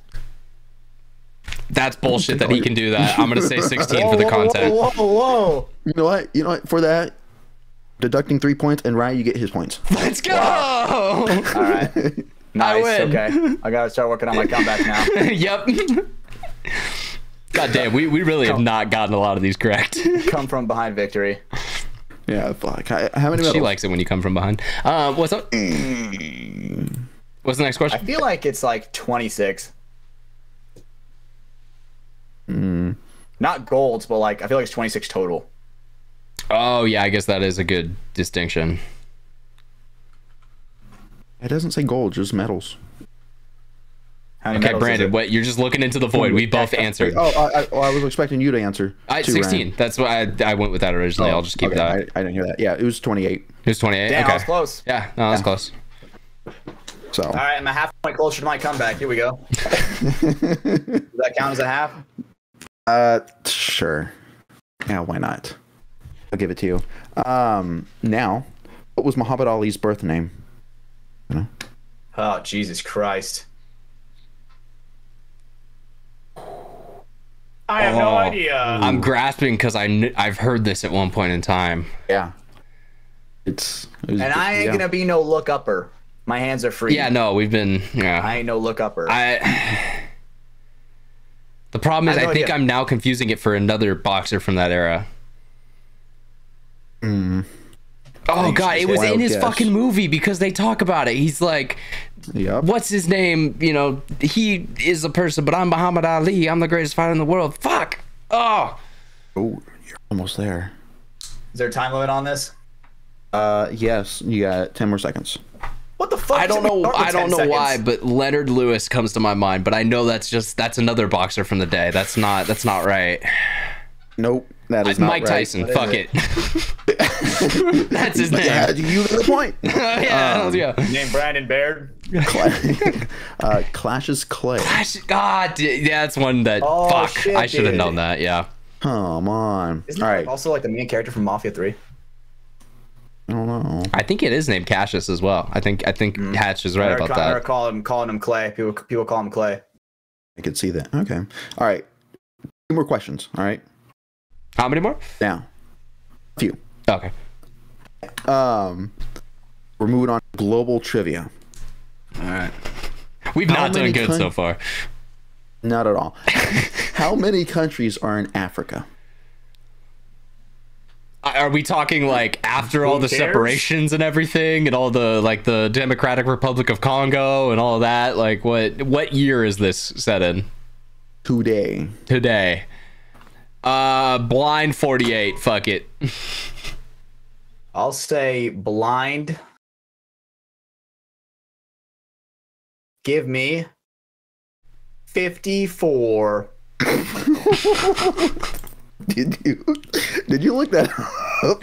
No? Is that right? No way, dude. Let's go. Okay. Let's go, dude. Because I knew it was. I knew it was a lot. There's a lot that fucking exists there. Dude, are you serious? Yes, it's 54. Good job, Ash. God damn it. Holy shit. Jesus Hey, Christ. Blind somethings or broken clocks right twice a day. Yes, sir. A blind squirrel finds a nut.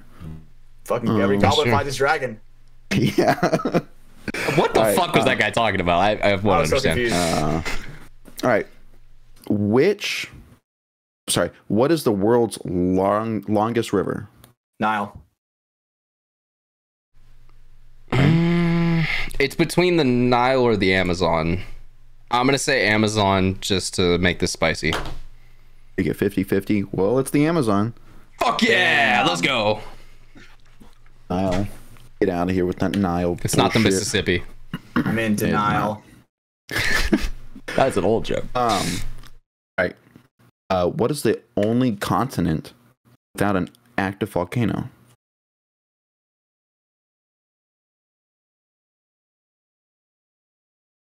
We're thinking, audience listeners. We're thinking. Yeah, sorry, if you're not watching. They're counting continents.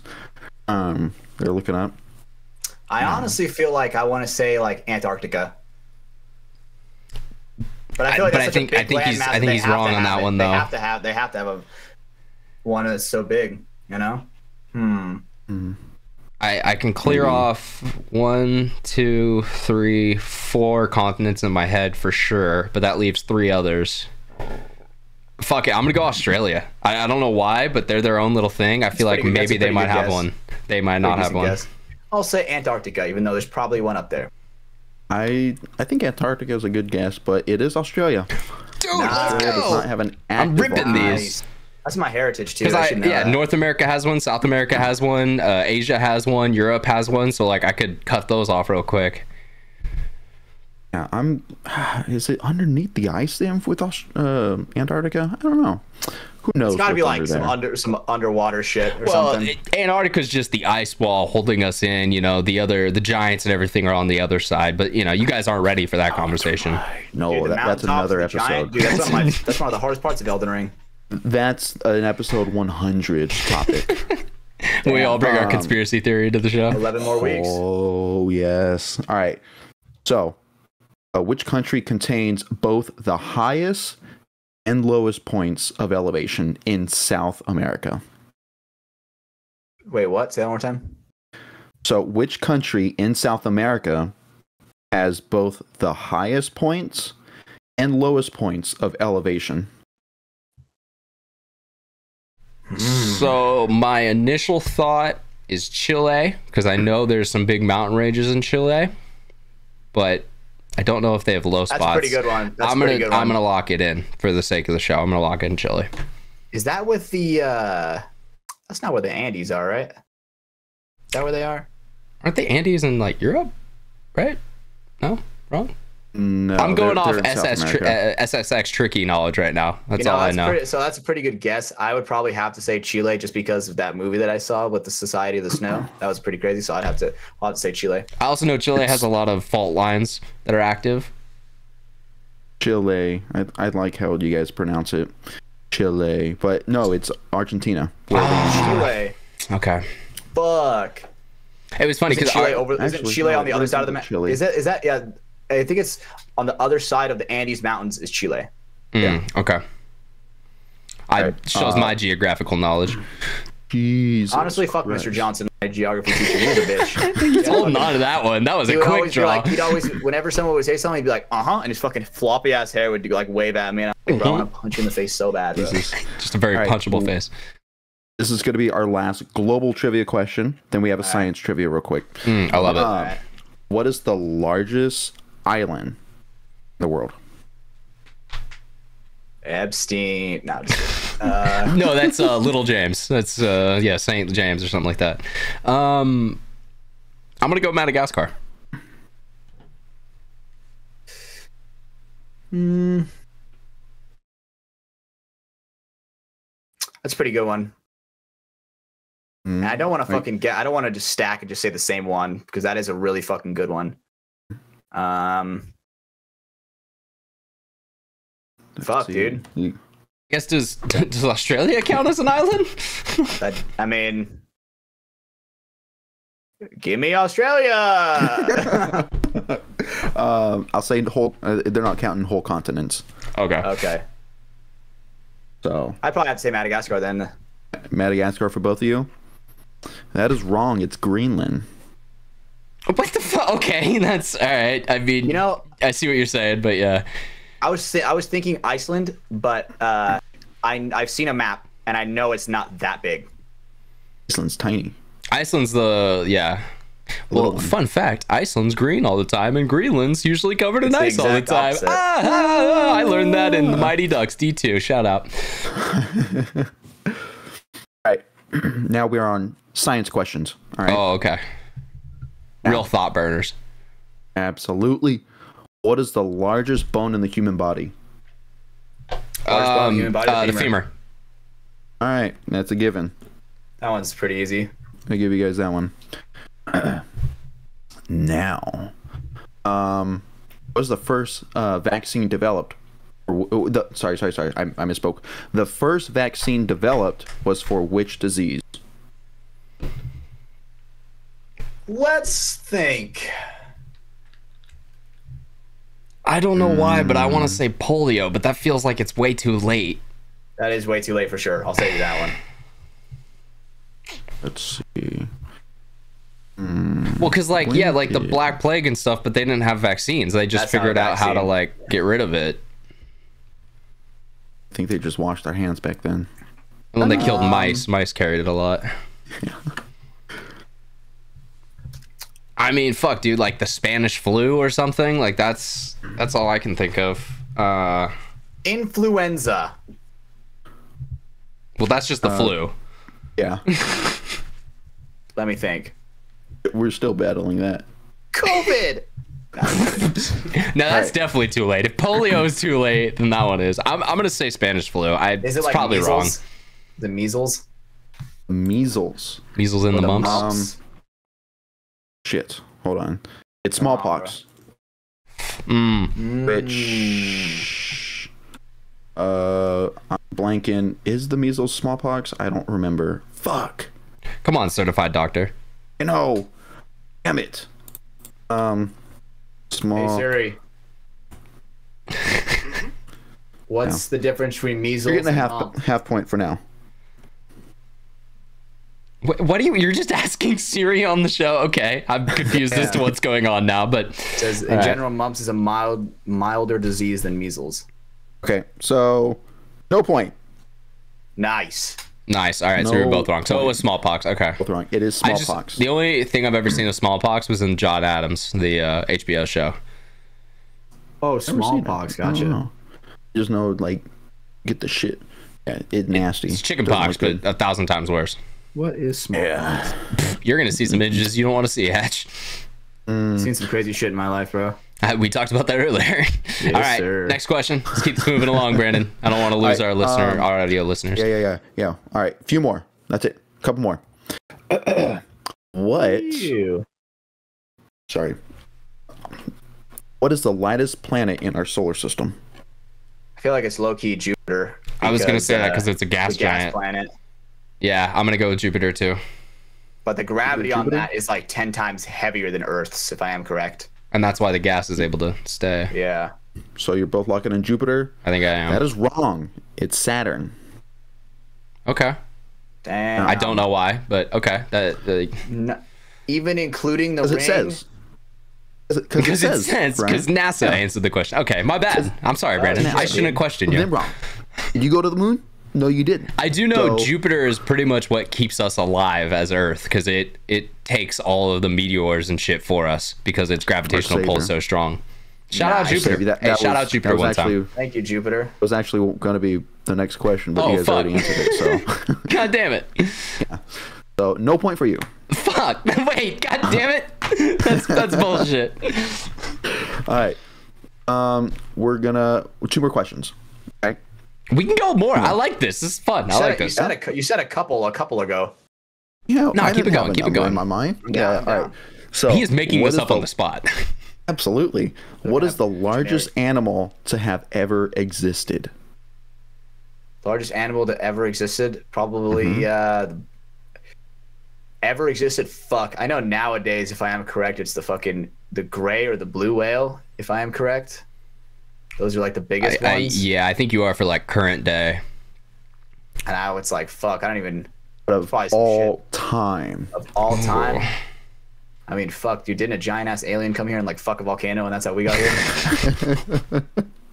How do you think the pyramids got built, bro? Come on, man. That's all I'm saying. Something in my head says the woolly mammoth, but I feel like there has to be another sea creature that was bigger. The whale is way bigger than a fucking woolly mammoth for sure. Yeah, by like displacement. T-Rexes were also really small. They actually weren't as big as like we made them out to be. So I guess like I wouldn't know a name, but it's probably some like extinct ocean animal, because there were some really big ones. Because it's also it's like there's no fucking gravity in water. Like that's how they can get so big in the water. Yeah, as long as they can eat, they're fine. Like they won't have problems. All right, 10 seconds. Answer. I don't have a name for it. Blue whale. The sperm whale. There we go. Damn. Well, it's the blue whale. Oh, okay. So it is blue whale. So it is still the biggest. All right. Yep. Current. It's the biggest fucker. I thought it was a sperm whale as well. All right. Which galaxy is the closest to the Milky Way galaxy? Yikes, bro. Dude, I didn't study my astrophysics before this. My bad. Oh my god. Dude, I don't know. Like Terraria. The Xeno galaxy. I'm gonna lock in Terraria. I'm gonna go with that. Terraria? Yeah, it's a video game. I don't have any fucking answers for this. All right. The Minecraft galaxy. God, you losers. The Andromeda, come on. Oh, I actually did know that. My bad. I've actually heard that one a lot. My PhD physicist grandfather is really pissed off at me right now. Yeah, you can see it with your naked eye. Can't. Yeah. You can, yes, absolutely. If there's no ambient light, you can see it with the naked eye. Oh, so I gotta go to like the middle of the desert or some shit. Yeah. Lame. All right. We're gonna move on to fun trivia. All right. What is Brandon's favorite color? No. Olive green. We'll get to that later. We'll get to that later. Olive green. We'll get to that later. What is the national animal of Scotland? It's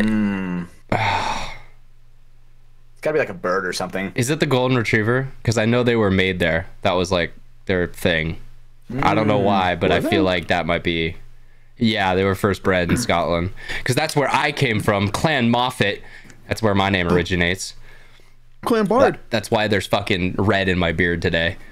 Oh no, the Mexican side got into that side. That's why I don't got this. I feel like it's like a bird. What if we get like this? Maybe not the exact species, but if we get like, if it's like, I'll give it to you if you're in the realm. Fuck it, I'm gonna go golden just because that's the only thing I have. You're saying golden retriever? Yeah, why not? Fuck animals are even in Scotland. I mean, the woolly mammoth. I probably think realistically, it's probably a. I think it's a bird. I think you're thinking it's a bird because that's what ours is. I don't think it's a bird. No, damn, I didn't even think of it. Honestly, okay, the thing is, when it comes to America's animal, I don't really think of the bald eagle as like America's animal. I mean, it is. That literally is our national animal. You know what I really think of the American animal is the bison. The bison, I feel like that was like the Native Americans, that's that was like the shit savage Americans. Yeah, savage. That's feather, not dot. But. Yeah, no, it really is the bald eagle. I don't know. Did you fail U.S. history? Like, no, that is our national animal. It's for sure the bald eagle. It's just like for me personally, I think of like the bison whenever I think of, you know. That's because you love Red Dead too. I feel like I shoot eagles and that shit. I don't care. God damn it. So I need an answer, Hatch. You just saying bird? Yeah, I'd say bird.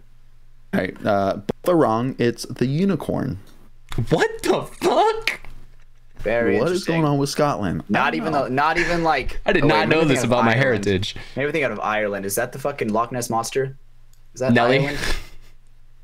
Or is that Scotland? That's Scotland or Scotland. That's okay. Yeah, that myth originates there. I always get those two confused: Ireland and Scotland.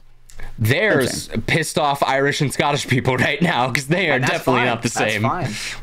Same. I mean, them, and then just throw England in there. Fuck it. Whatever. No, definitely do not do that. The IRA will plant a bomb in your car. That's kind of their whole thing.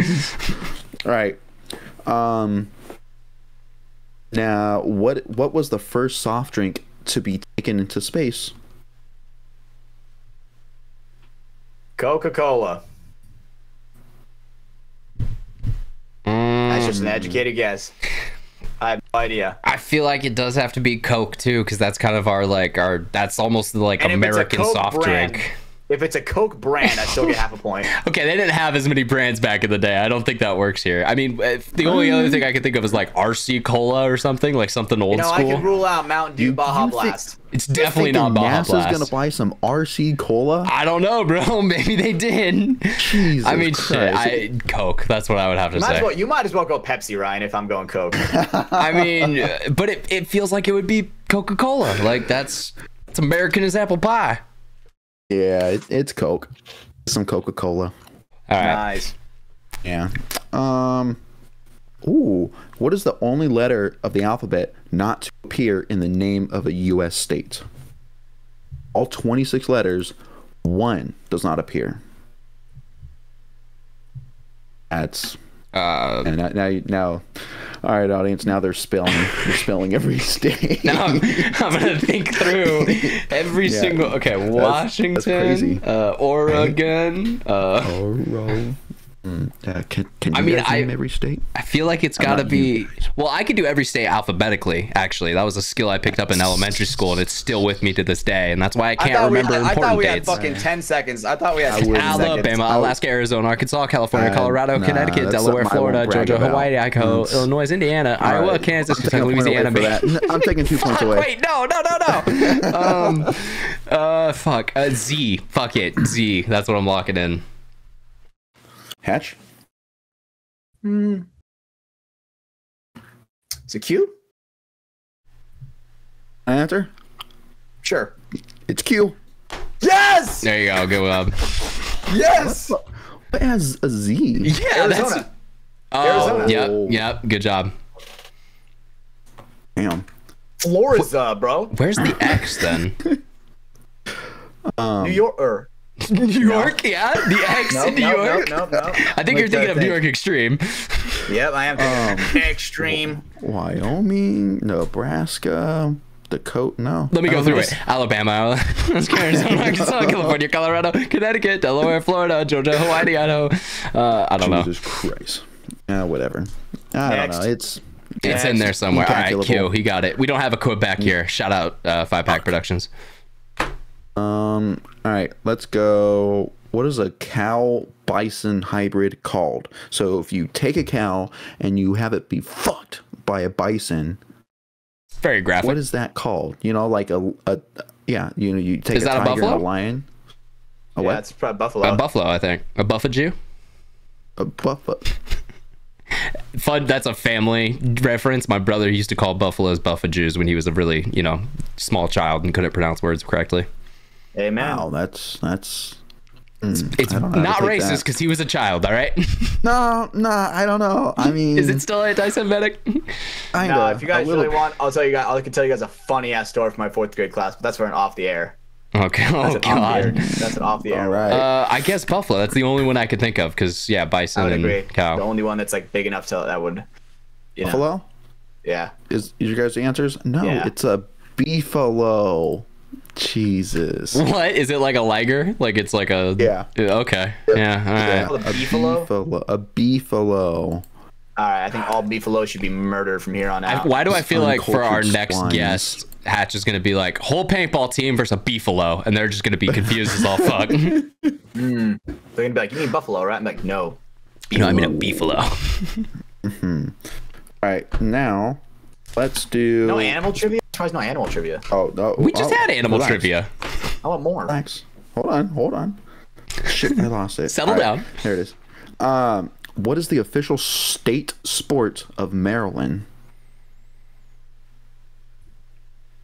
That's got to be lacrosse or something. And boys, I'll say, all 3 of us watch this. We watched it once together. It's not cricket. I have never seen I'm now trying to think, what sports have we watched together? I've seen cricket a few times. I actually have a few cricket jerseys. That's like the most Indian thing you've ever said. I got questions, yeah. No, cricket's pretty large over in Australia, and I have family over there, right? And in India. That's why right. I said that. Right. Yeah, man, fuck. What sports have we watched together? What's that one sport where they have like that huge like hooky thing and they like throw the ball hella fast? Squash? What's that shit called? Squash? That's squash, right? I think it's squash the one where you just have like normal rackets. Is it? Or I think isn't that racquetball, right? I don't know. Damn, dude. I think you've stumped me here. It's probably not because if it's Maryland, it's way too cold for polo. Yeah, there's probably not a lot of horses out there. Shit, dude. I feel like I would have done better if you didn't give me the fun fact. It's got to be an indoor sport. Paintball. Final guess. Locked in. What's that one Airsoft. shit? What's that one thing where I didn't know they were all gay. Shuffleboard? Is it shuffleboard? Oh my gosh. Is it shuffleboard? Is that your final answer? Yeah. No, it's jousting. Oh, now I get the reference. Okay. Well, now I know paintball doesn't work out. I'm moving to Maryland. You You're gonna go give it a try. Everyone. Yo, shout out the Yellow Knight. I still fuck with you, my man. Yeah, fuck the Green Knight. Green Knight, fuck that dude.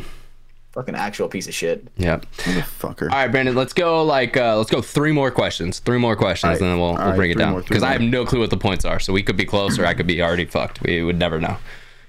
Don't tell us. I don't want a spoiler. You took all my points at one point, so I'm pretty sure I lost. Wait, that is a good point. That did happen.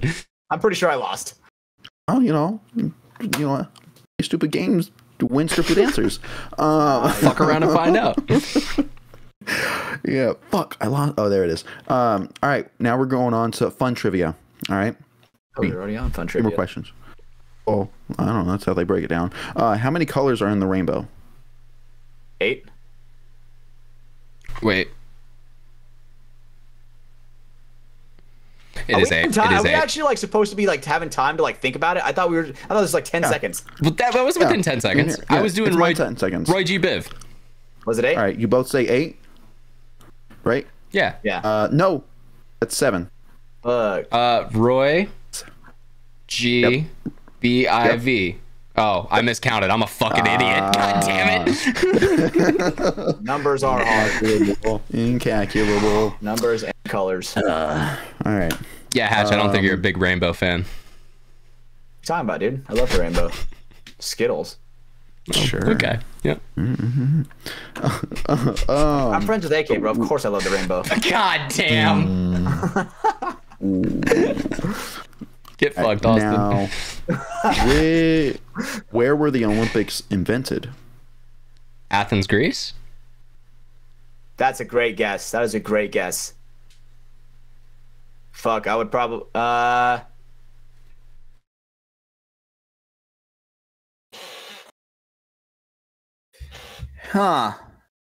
Let me think. What's another guess that I can think of? I'll say out of left field, Egypt. I don't think it's that. It's definitely not Egypt. No, it is Greece. And Athens, you get a half point.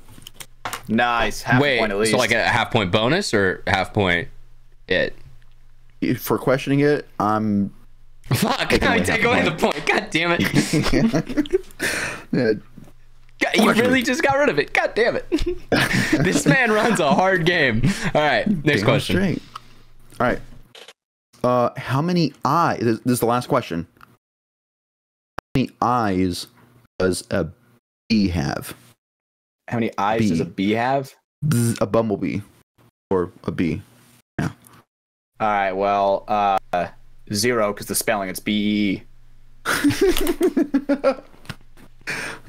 right, that was a good answer. Good job there. That's correct. It's correct. You know what? For that one, you get a point just for making me laugh. God damn it. There we go, baby. Hatch is going to win this. I swear to God, he came back. enough for me. Well, shit, man. Because I know it's like, they're kind of like flies where they have a fuck ton. It's too easy. Dude, fuck it, like 30. I'm going to say 30. Fuck it. 10,000. Sheesh. All right. Well, it's only 5 guys. God damn. God damn it. Damn, I took an L and still got a point for that. Let's go. Yeah, dude. you did. Good job. All right. Well, our taskmaster is going to need to tabulate the scores. So, right, he does that. Let me tally up really quick. Well, he does that. Let's tell you about our sponsors here on the episode tonight. So, Liquid IV, want to give a shout out to those guys over there. They help keep us hydrated, as we've talked about before. Head over to liquidiv.com. Use promo code Mafia_Moffitt. Save yourself 20% and get free shipping. We also got NECTR Energy, the awesome guys over there. They're going to give you a buy 2 get 1 free if you use code MafiaProductions. So yeah, you'll get free shipping and buy 2 cans, get 1 free. Hell yeah. Head over to nectar.energy, NECTR.energy, and use code MafiaProductions. And yeah, you'll save some money. And last but not least, Welts Clothing. Use code FTS over there. And yeah, you're going to save some money. So fuck yeah, that was a joke segue to fill some time, but I realized we could actually get that done there. So bada bing, bada boom. There we go. Yeah, was that enough time for you, Brandon? Absolutely. Now, drum roll, please. The winner is... I thought you had a... I did it. I had the horn, but... Okay. The winner is, by 1.5 points, Brian. Hey, let's go! to take like we get I'll take that. He's like, all right, you get all of Hatch's points. I was like, all right. Welcome to the trivia game. It's a wild game. You could win or lose in one question. It doesn't matter. So what was the final total? I'm glad I know. Final total 9 to 7.5. Damn, 7.5, dude. Damn, bro. Hatch, we fucking did horrible, bro. Overall, like we did not do great in that. How many questions were there?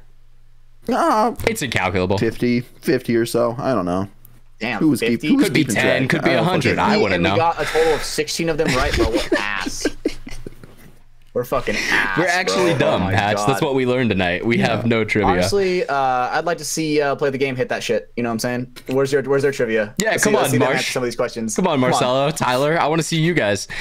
What if that's the ultimate crossover? We bring us, Spick and Span, and play the game into a call, and we have a trivia hosted by Brandon, and it's the two of us versus all the two of them. I think it would be sick if we did like a thing where we went somewhere, we had like whiteboards, and we're like holding it up, you know? Whiteboards? You know what I'm saying? You know what I'm saying? We all go to like a bar, and we all get like whiteboards for the trivia. It's like from the Sidelines team, and then it's like the play the game, and then it's like the Spick and Span. No, I think we should just do it in Discord with whiteboards. I think that's what we should do. Yeah. That you didn't realize it, but you just made a reference to PK right there. That's why we're both dying. True. Let's go. Yeah. God, that was amazing. We hit those. Well, all right, guys. With the trivia segment out of the way, I've been crowned the champion of this week's trivia. Maybe this will happen some other time in the future. It's actually a segment we talked about a long time ago, and then we had a whole bunch of guests and a whole bunch of other stuff, so we haven't had time to get it on the show. So thank you, Brandon, for compiling a list and putting that together tonight.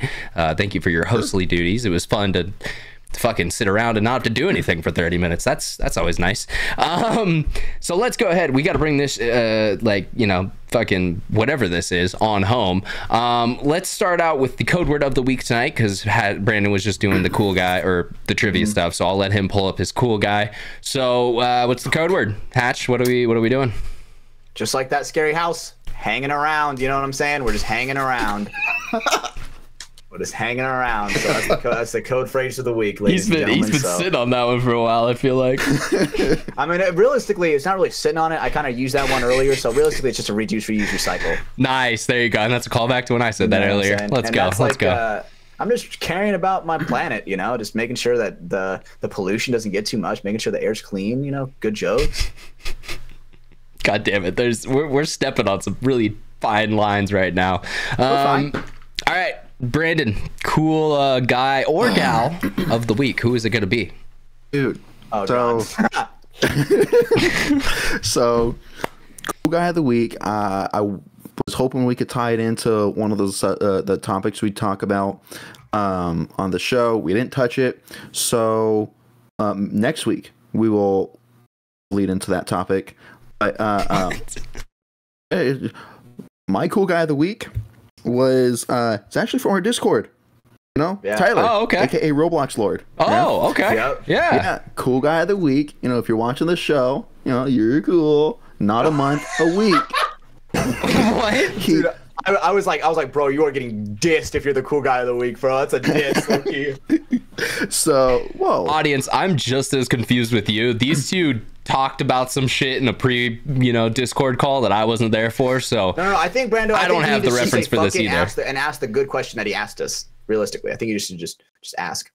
All right, yeah. We'll end the show off with this. You know, he threw it out on how you would survive a zombie apocalypse, or you know, how would you deal with the zombie apocalypse? What's your first steps? Right? What's your plan? Get the nuclear launch codes. You don't already have them? Nice. That is incredibly realistic, Ryan. That is incredibly realistic. Yep, I'm gonna glass the whole earth. Let's go. If I'm going out, everyone's going out with me. Hell yeah. You know, and it's incredibly realistic. Me, got me with that one, Hatch. I just needed to know how I could get off. You know, so I got some pent up shit I got to release, and you know, if we don't have the internet anymore. He he talked me through how to, get some zombie fellatio. And what the fuck? Tyler, what the fuck, my dude? It was pretty funny, not gonna lie. And you do you have to remove the teeth, I'm guessing? You have to, you have to leave the head intact, remove it from the body, so it's still alive. So you need a katana. Still has some movement. Nice sharp cut. Absolutely. Yeah. Just right at the neck. Or a scalpel. Yeah. That might also work. Yep.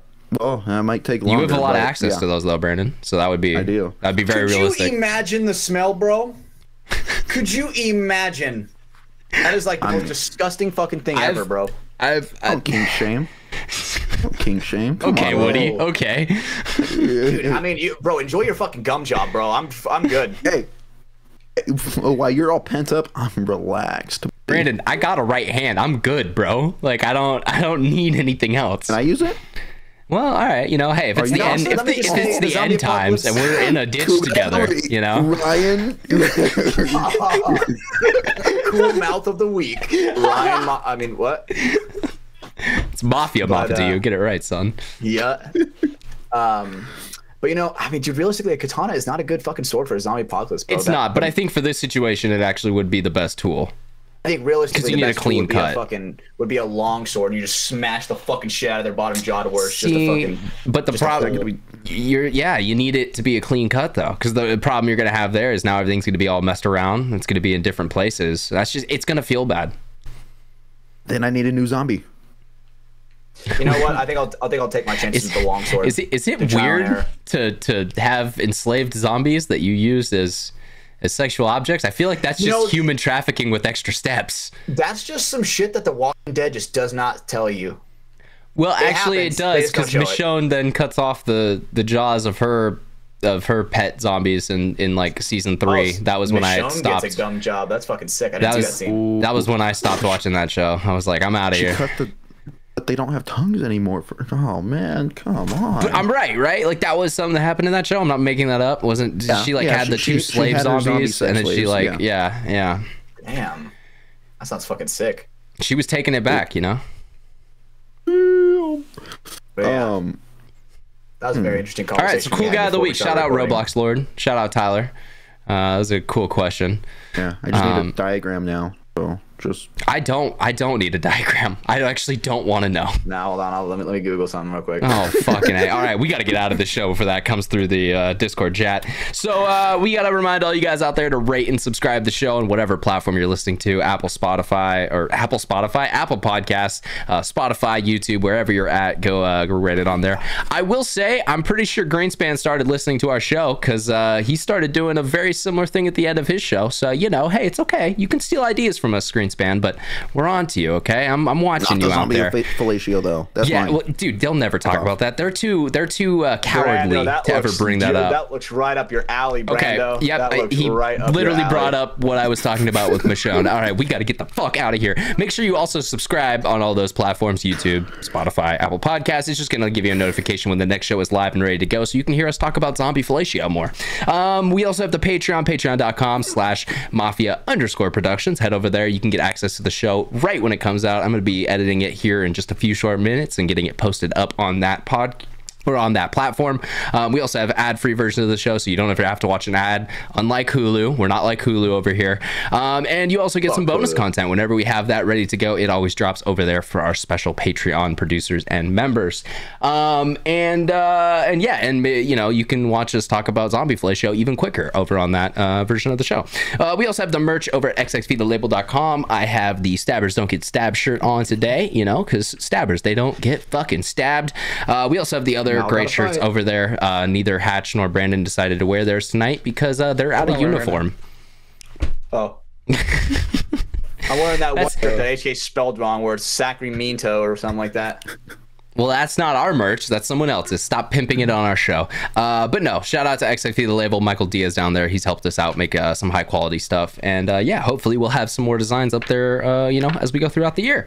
And I already talked about our sponsors, so we are all good on that front. That is all the things we got to talk about. Hatch, please stop putting in zombie slaves into our Discord chat. I'm going to need some bumps. Brandon, can I see the most friendliest chimney sweep I've ever seen in my life?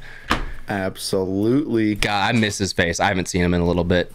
Okay, Hatch, it's getting worse. Every I picture is getting worse. I bumped it. That is not a bump. What are you talking about? What? Is it not? Hatch, I actually hate you sometimes. Like, I love you, but goddamn, you make doing the show hard. Let's go ahead. Let's bring this shit show on home. So, for Brando, Baird, for Steven Hatch, my name is Ryan Mafia Moffat. We have no special guest this week because, hey, we're a bunch of friends and we came together to do this anyways.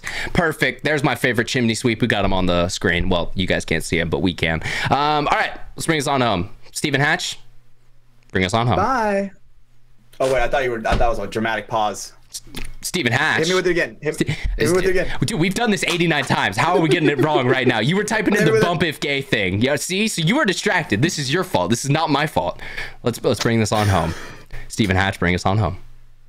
Bye. See you guys on the next one. God fucking damn it.